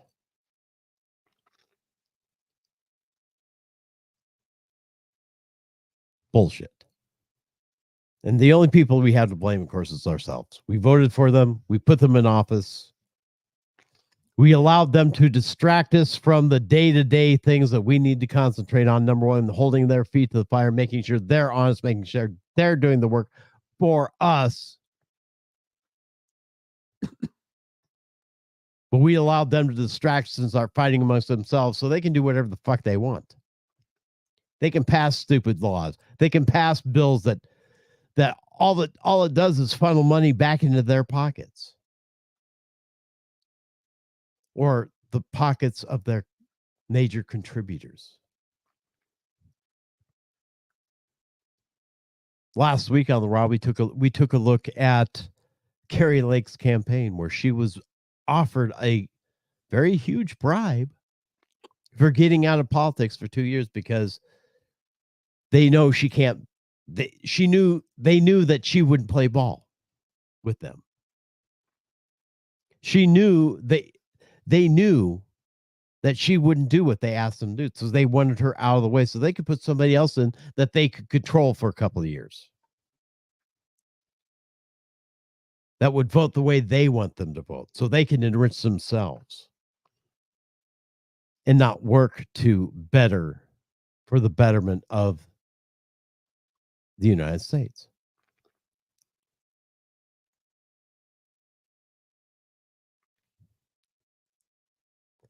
I'm not just talking about Democrats. I'm also talking about Republicans as well, because they're just as fucking guilty. I was asked a question online today. You know, what has the Republicans have had the Senate now for, or the not the Senate, but the House of Representatives now since 2022. Can you name one good thing that's come out of that? I said, yeah, I can. I can name several great things that have come out of there. You're not going to like the answer, though. Oh, go ahead. They haven't allowed stupid bills to be passed. Matter of fact, they have been the best Congress I've seen in several years because not very many bills have gone through.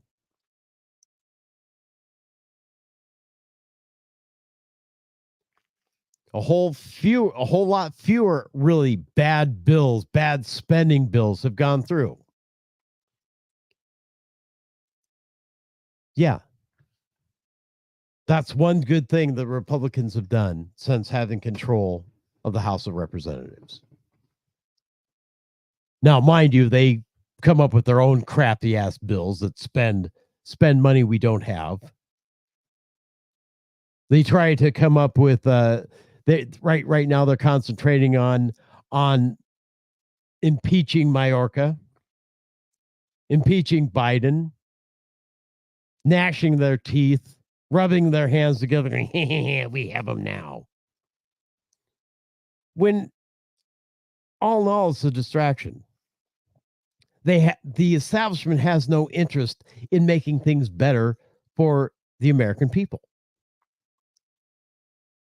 because they know if that does, they lose their power over us.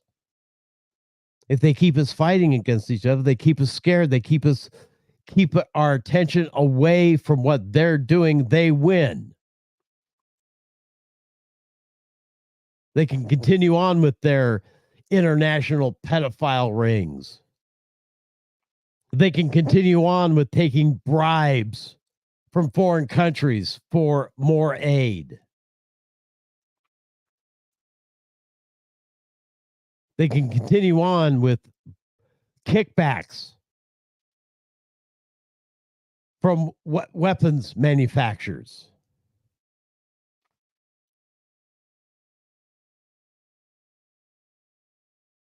All in while diminishing the power of the American people. Creating a situation where they need to pass ever more draconian laws because we demand it, because we want to feel safe. We want to feel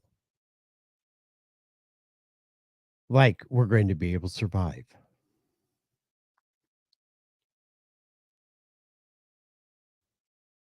All this is contingent upon keeping you and me and everybody else at each other's throat and fighting and fussing along things that really don't fucking matter. That worked last time. Let me try this again. Maybe it'll work better this time. No, it didn't. Nah. I don't know what's going on with this damn camera. Keeps going in and out of focus. Maybe I got a ghost here kind of thing. Whee! I don't know. But it is the Raw. I'm going to take a quick break. When I come back, I am going to post the direct link so you can become a square down here and join me. Of course, you can give any of your opinions that you want. The only thing I ask is no nudity. All right, and have a better camera than I have, and have a decent microphone, and you can get on and you can join me, and of course you can share that around. I don't care who gets on. You can use as foul language as you want. Just don't be racist. Don't be rude.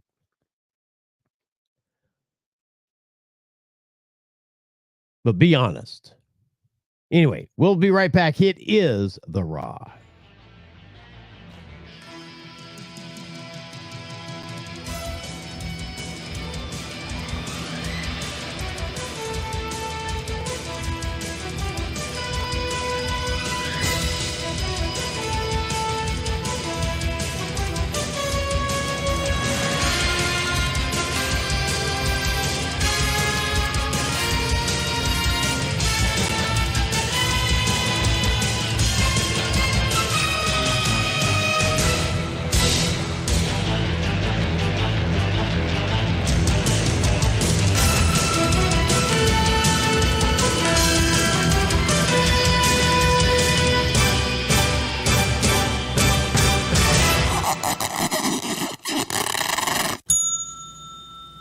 Time Call Taxi is here for all your transportation needs, whether it's a ride to work, the store, or anywhere. Time Call Taxi is here for you. Call 928-763-1010, 24 hours a day, 7 days a week. Going out to paint the town red? Call Time Call Taxi and get to and from your fun in a timely and safe manner. Call Time Call Taxi, 763-1010.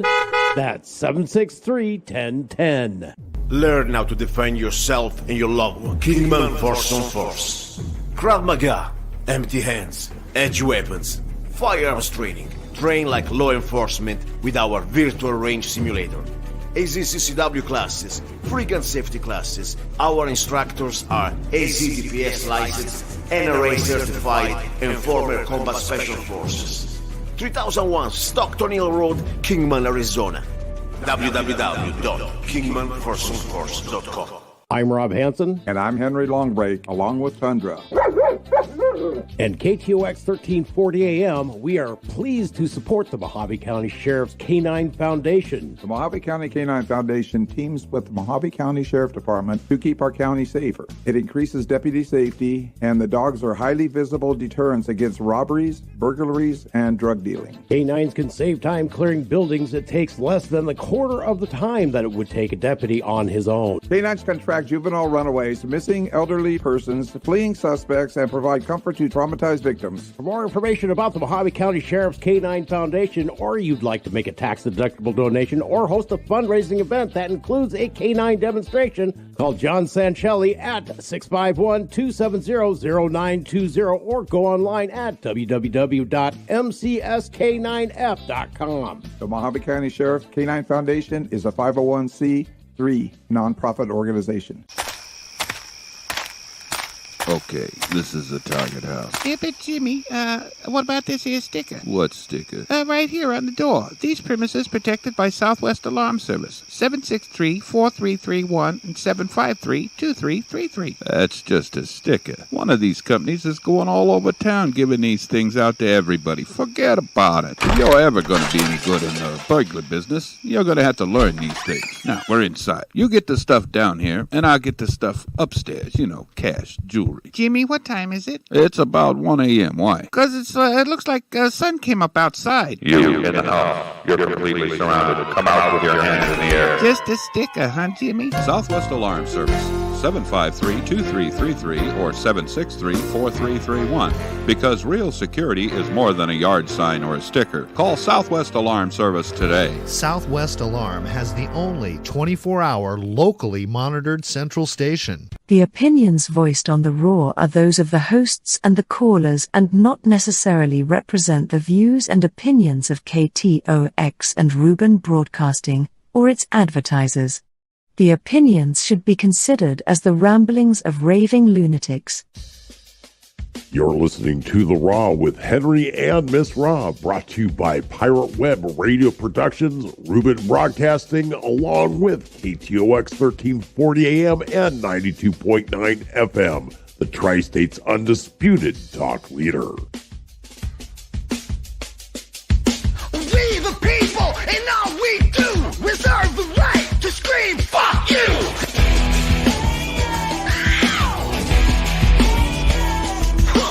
Wear your mask, take your pills, now a whole generation's mentally ill. Man, fuck Fauci. But COVID's near, it's coming to town. We gotta act quick, shut our borders down. Joe Biden does, the media embraces. Big Doc does it and they call him racist. We the people. Let's go Brandon. We the people. Let's go Brandon. We the people. And welcome back. It is The Raw. I'm your hostess with the mostest, Miss Misty and Hands. Of course, I have posted the links there in YouTube, on Facebook, on Twitter, on Rumble. So, you know, if you want to join us, you want to be a little square like Henry and I, then come on. Talk about whatever the hell you want to talk about. I am going to be easy tonight. I really am. I'm going to be very easy. So if you want to join us for the next hour, you can. And you know, if it goes past an hour or so, we'll bring you on one at a time, and you can have 5 or so minutes, and then we'll let you go. But all I ask is no nudity, no racist crap, no, just be a polite human being. You can use 4-letter words, but you know, you break those and boom, you're gone. I have no problem. If you have ever listened to my radio program on KTOX, you know I have absolutely no problem booting guests. Done it before, we'll do it again. But you know, give it a try. You know, click on that link. Fill out the little information, you know, get your camera and your microphone set up, and come on and join me, because I'd love to see you. I'd love to hear from you, know what you're thinking, and have great conversation, because that's what The Raw is all about. Great conversation, exchange of ideas, not just, you know, listening to me lecture, Henry lecture, this, that, and everything else. No, it's an exchange of ideas. And you can really help us also by going to theraw.locals.com, theraw.locals.com. Let me pull up that banner. Nope, I don't have that banner anymore. It's in the link below. Sign up for that. Use promo code THERAW for 1 full free month of access. And then if you like what you see, if you like having all that access and all that power, well, it's $5 a month or $50 a year. Pretty much. It's very simple. Or, you know, if you don't want to do that, well, just sign up anyway, because then you'll be notified by email every time we go live. Every time we go live, I make a post in theraw.locals.com. And you'll know that I'm coming on Rumble, I'm coming on Facebook, I'm coming on Twitter, I'm coming on this and that and everything else. I'll be there, because you don't always get the notifications from YouTube. You don't always get the notifications from Facebook. You don't always get the notifications from Rumble and X or Twitter or whatever the fuck you want to call it. But you will with theraw.locals.com. That's one word, theraw.locals.com. Easy Easy peasy. I really need to start pushing that a lot more than what I'm doing. So Texas Governor Greg Abbott, of course, he's having problems with the federal government. They want him to take down the barbed wire or not necessarily the barbed wire, the razor wire fencing that he's got blocking entry into the United States, or making entry into the United States a hell of a lot more difficult in certain areas. Had this to say, he posted this today. Texas has transported over 102,000 migrants to sanctuary cities. Overwhelmed Texas border towns should not bear the brunt of Biden's open border policies. He says, our transportation mission will continue until Biden secures the border.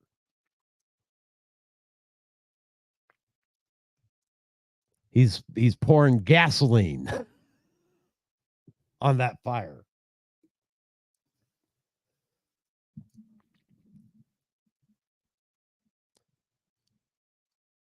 And of course, you've been hearing from different cities across the nation saying, if we can't handle any more of these immigrants, we can't handle any more of these again. Please, when can it stop? That's fine, Chuck. Not a problem. Your internet's too slow. But there are others out there that have fast internet. You can come on, join me. I don't bite. I can't bite you through this. I can't bite you through the computer. The worst that's going to happen is you come on and embarrass yourself. Well, don't worry. I come on the radio. I come on this. I do specials, and I embarrass myself constantly because there are times where shit. I really wish I didn't say that.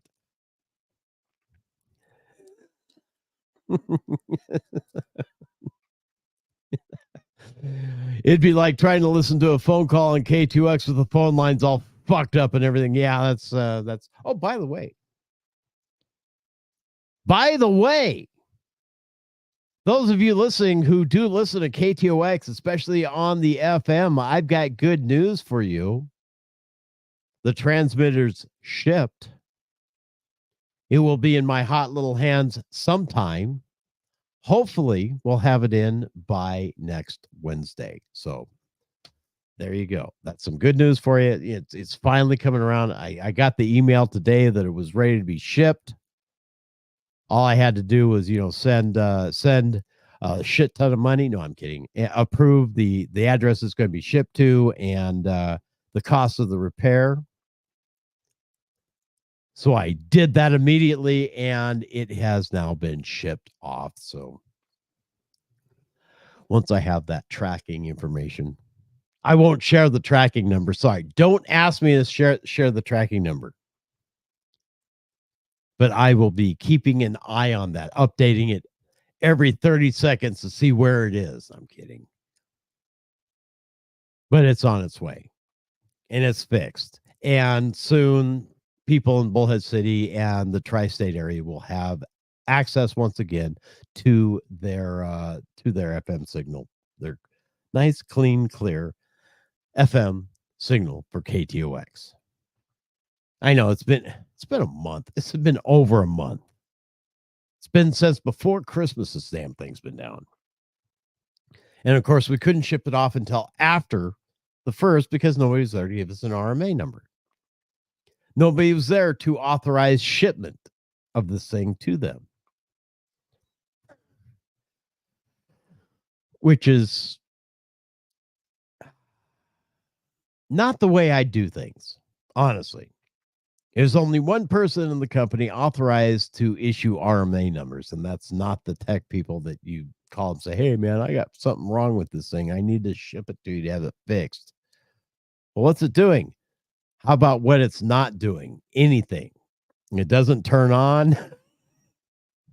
It doesn't transmit. It's not receiving. It's not doing anything. Give me an RMA number. Let me ship it off to you so we can get this thing worked out. Oh, I'm sorry. You won't be able to get an RMA number until after the new year. Oh, fucking great. Wonderful. We spent $1 gazillion on an FM transmitter that we can't get fixed in an emergency. That just makes it nice. Makes me want to go out and recommend to all my radio station owner friends to go and buy one. Not. That's all right. That's just me. Anyway, click on that link. Join me. Join me. I dare you. Join me. If you don't think you'll be able to do it, well, I got news for you. You'll be able to do it. Now, if you don't have a camera, that's fine. If you don't have a camera, that's just fine. You don't have to be on camera. I'd like you to be on camera. It makes it more interesting if you're on camera, but your voice is. You can also call in at 928-476-0331. I'm surprised Chuck hasn't called back in. Almost my permanent guest on this show. And it's nice. It's nice talking to Chuck. It really is. He is an interesting feller. It's also nice talking to other people that have had the intestinal fortitude to call in. You don't have to agree with me to talk to me. Matter of fact, I prefer you didn't. I prefer to have good conversation, talk about topics that you care about. I want to talk about the things that make you passionate.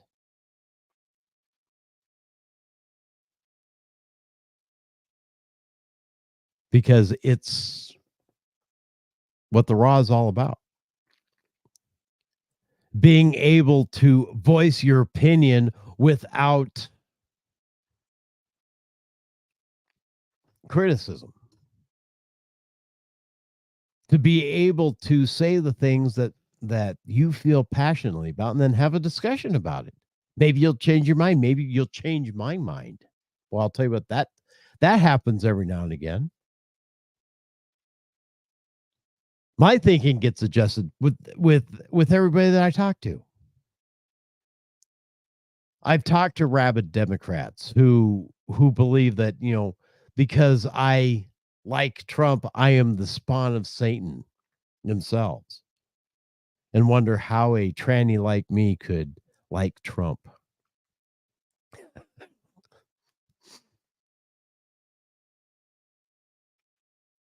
Tell you what, Biden hasn't done anything for LGBT other than get us fighting amongst ourselves and fighting with everybody else. That was his goal. That was his plan. To sow confusion, to sow hate, to sow distrust amongst all of us. When he promised LGBT veterans and servicemen proper medical treatment through the VA and through the Army and through the services, he had no intention of having it followed through on. He had no intention of it being made policy. He did it to cause derision and division amongst conservatives and liberals and anyone opposed to LGBTQ, whatever issues. And of course, their mouthpieces have gone on and absolutely ruined that. They've made sure that we can't, that we're all looked upon as potential predators. They've made it so that children, little children who haven't even figured out what they want to be when they grow up yet, are having their bodies permanently changed. by hormone blockers and surgeries.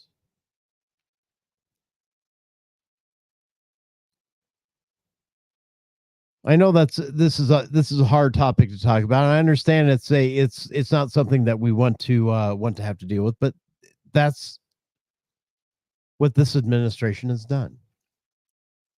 They came in promising to be the great unifier and came in and were the great divider.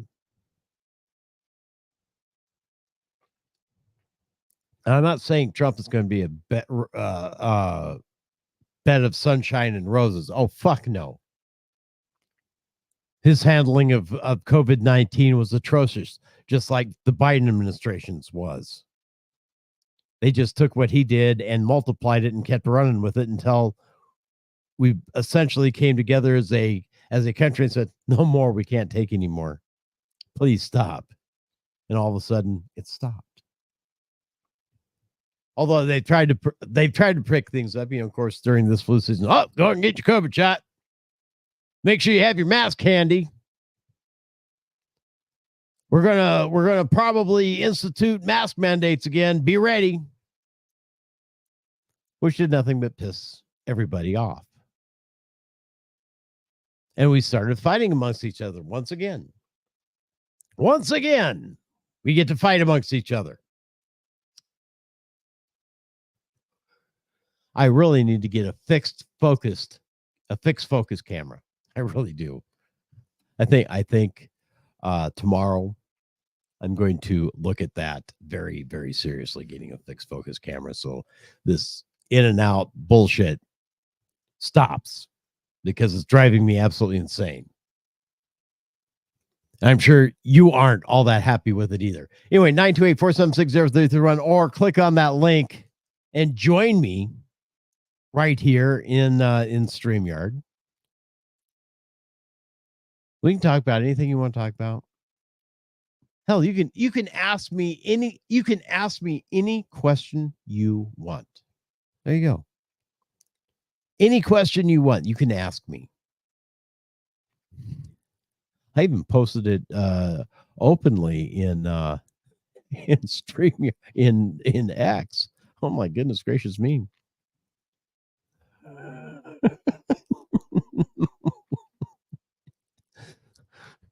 I'm living on the edge. So nobody's taking me up on it.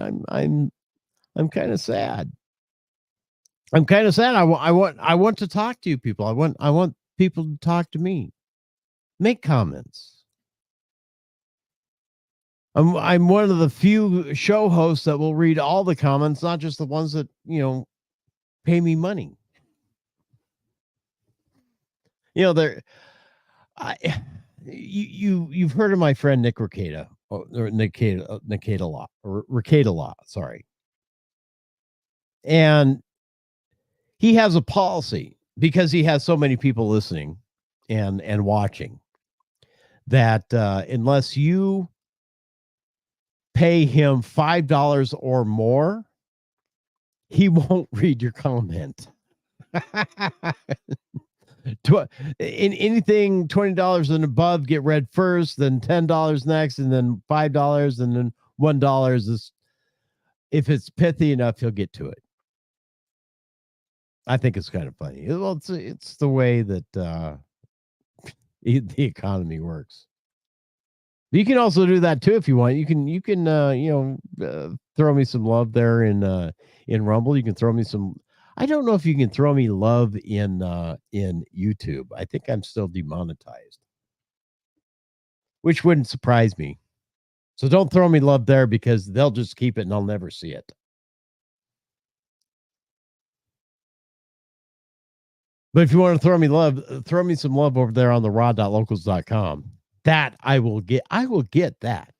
That comes to me. And do you know what? For every subscription that I have, every $10, I donate $2 to Food for Families here locally. Help feed hungry people locally. And I think that's, so not only are you supporting the show, you're supporting me, so I can go buy that camera that doesn't go in and out, in and out, in and out. It's fixed focused. I'll buy 2 of them. I'll buy one for the station. I'll buy one for here. So I don't look like I'm fading in and out all the damn time. Becoming blurry. You know, you're checking your glasses. God, I need to get more sleep or eat more carrots or something. I thought that at first, and then saw trying to focus in and out, in and out, in and out. It's just driving me nuts. Absolutely fucking bananas. Absolutely bananas. Anyway, more in the news. That Harvard University professor that went and testified before Congress about whether it being proper that they have anti-Semitic protests and threats allowed on Harvard grounds. You know, that one, yeah. Well, right now, she is kind of in a fight for her career because they have discovered 40 credible plagiarism accusations in a brand new scandal for the college, allegedly stole the work of nearly a dozen scholars, including her own husband. Oh my gosh. Oh, I'm sorry. This is a completely different one. Okay, this is the chief of diversity and inclusion. I sit corrected or stand corrected. Well, I'll be corrected nonetheless. Anyway, Harvard University has been handed another black eye after former Harvard president Claudine Gay resigned in disgrace earlier this month. Gay refused to condemn the calling of the genocide of Jews hate speech in testimony before Congress last month. Evidence then emerged that she committed academic misconduct by plagiarizing her PhD thesis. Now, the Washington Free Beacon reports that Harvard University Chief of Diversity and Inclusion Officer Sherry Ann Charlson was hit with an anonymous complaint Monday accusing her of extensively plagiarizing her academic work. This includes lifting large portions of text without quotation marks and taking credit for a study by another scholar, her own husband.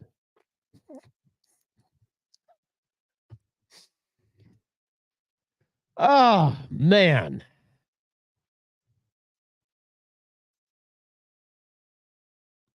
You know, I have no problem doing research on the backs of other people who've done research. You know, looking at their research, adding it to my own, giving them credit for that research, testing their theories, whatever. You know, whether it's academic, scientific, or academic, whatever. I have no problem with that, as long as full accreditation goes to the person who had it first.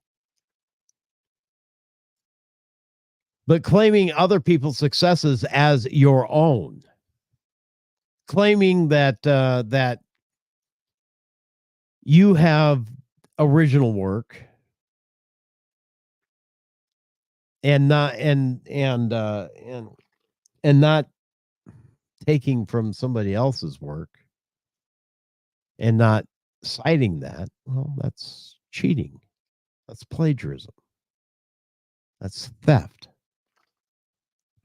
You know, just like the Chat GPT scandal, when that kid had Chat GPT write a college level essay, he turned it in and got an A.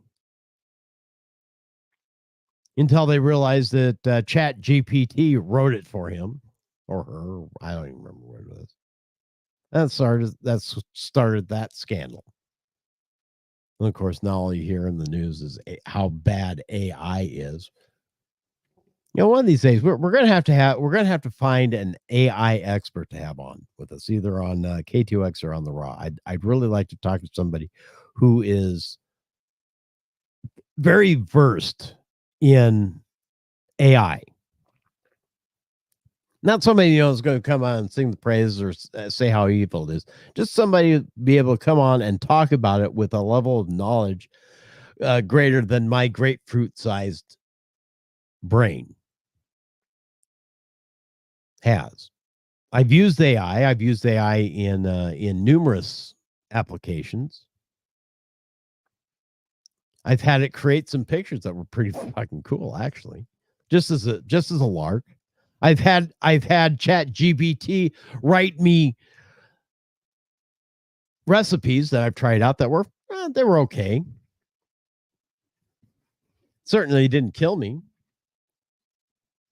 Gave me some ideas for something else. But I gave credit to Chat GPT and said, "This isn't my recipe. This is a computer that wrote this recipe. So if it kills you, we know that Skynet is real."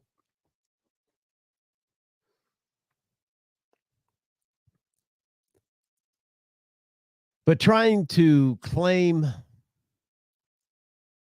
credit for original thought when you're stealing your thoughts from somebody else, it's just flat out theft.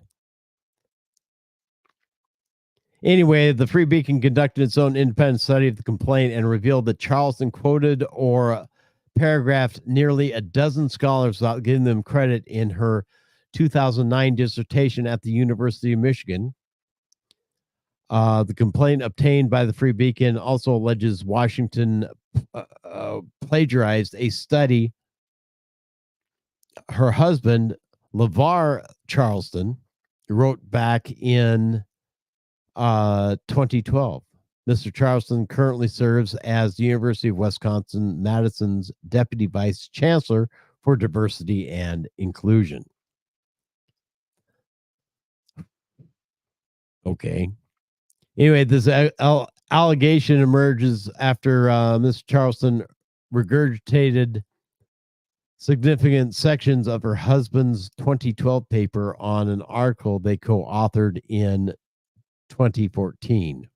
So there you go. Cheater, cheater, cheater, cheater, cheater. Why is it we feel that we can't get ahead on our own merits? Is there something wrong with that? Is there something wrong with trying to do the work? Or are we too fucking lazy and just want to make other people do the work for us?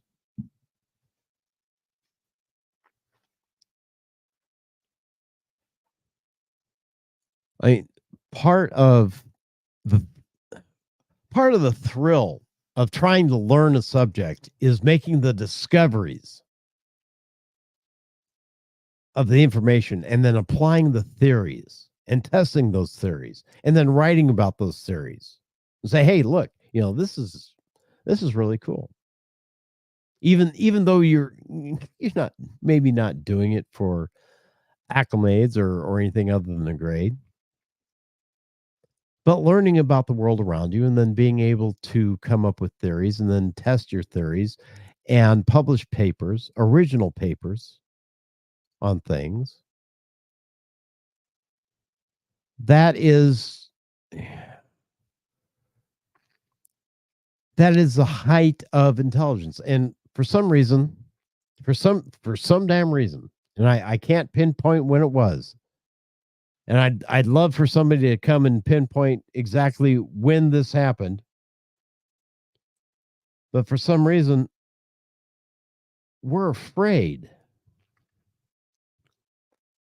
We are afraid of intelligence. We're afraid of being smart. We're afraid of being looked at as smart.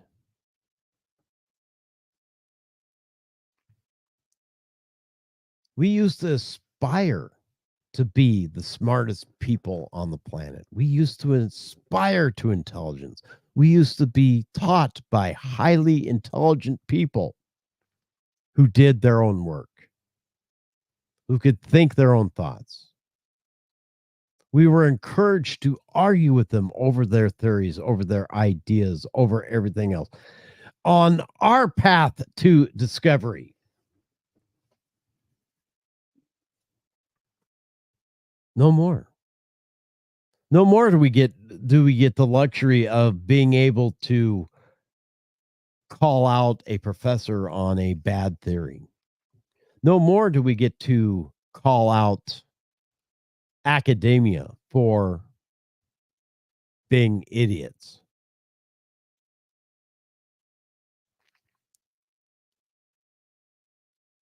We have to accept as gospel fact everything that they regurgitate.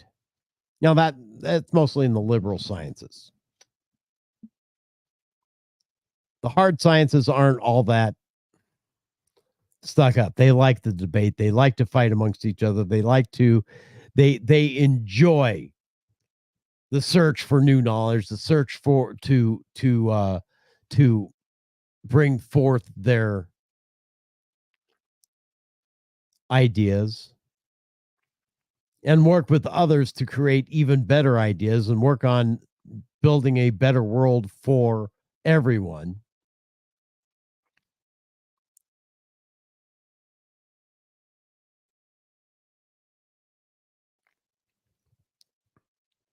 But it seems that the further we continue, the further we support these institutions of higher learning and their bad policy. Their bad policy of inclusion and diversity and feelings without getting down to the business of actually educating people on the subject matter of their choice. We are doing the biggest disservice we can to everyone. Anyway, it is the Raw. I am going to give up for tonight. I'm not getting any phone calls. I'm not getting any requests to come on. So you know what? I'm going to end this tonight because I'm getting a little bit tired. I don't have Henry on with me, so I'm going to end this early. Anyway, it is the Raw. I'm your host, Miss Misty Ann Hansen. Join me Saturday and Sunday on K2X and on Rumble at the Miss Rob Hansen radio program. And we will see you then.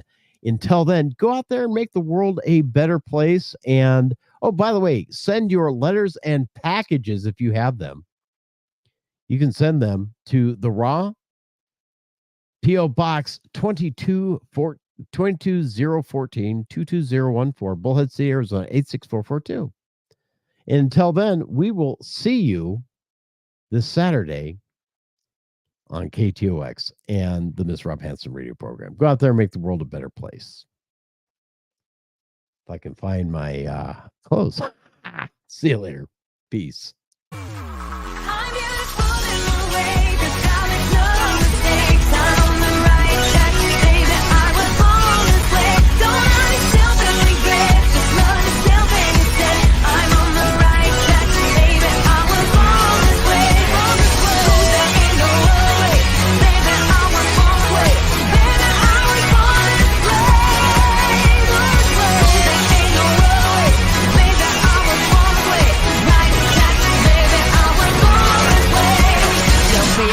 Just be a queen. Don't be a drag, just be a queen. Don't be a drag, just be a queen.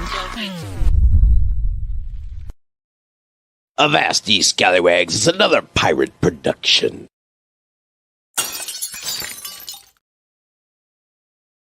Come on down to Smokin' Joe's Crack Pipe Emporium and get your free drug paraphernalia. Make sure to ask for the Hunter limited edition crack pipe so you can feel like an overly pampered, privileged white man while becoming incredibly high. We have pipe and smoking kits of every shape and size to fit your smoking needs and make sure you feel that racial equity. Don't forget the needles and syringes in convenient shareable packs of 100. We're here for all your getting high needs. Just come on down, man, to Smokin' Joe's Joe's Crack Pipe Emporium, located at 1600 Pennsylvania Avenue in Washington, D.C.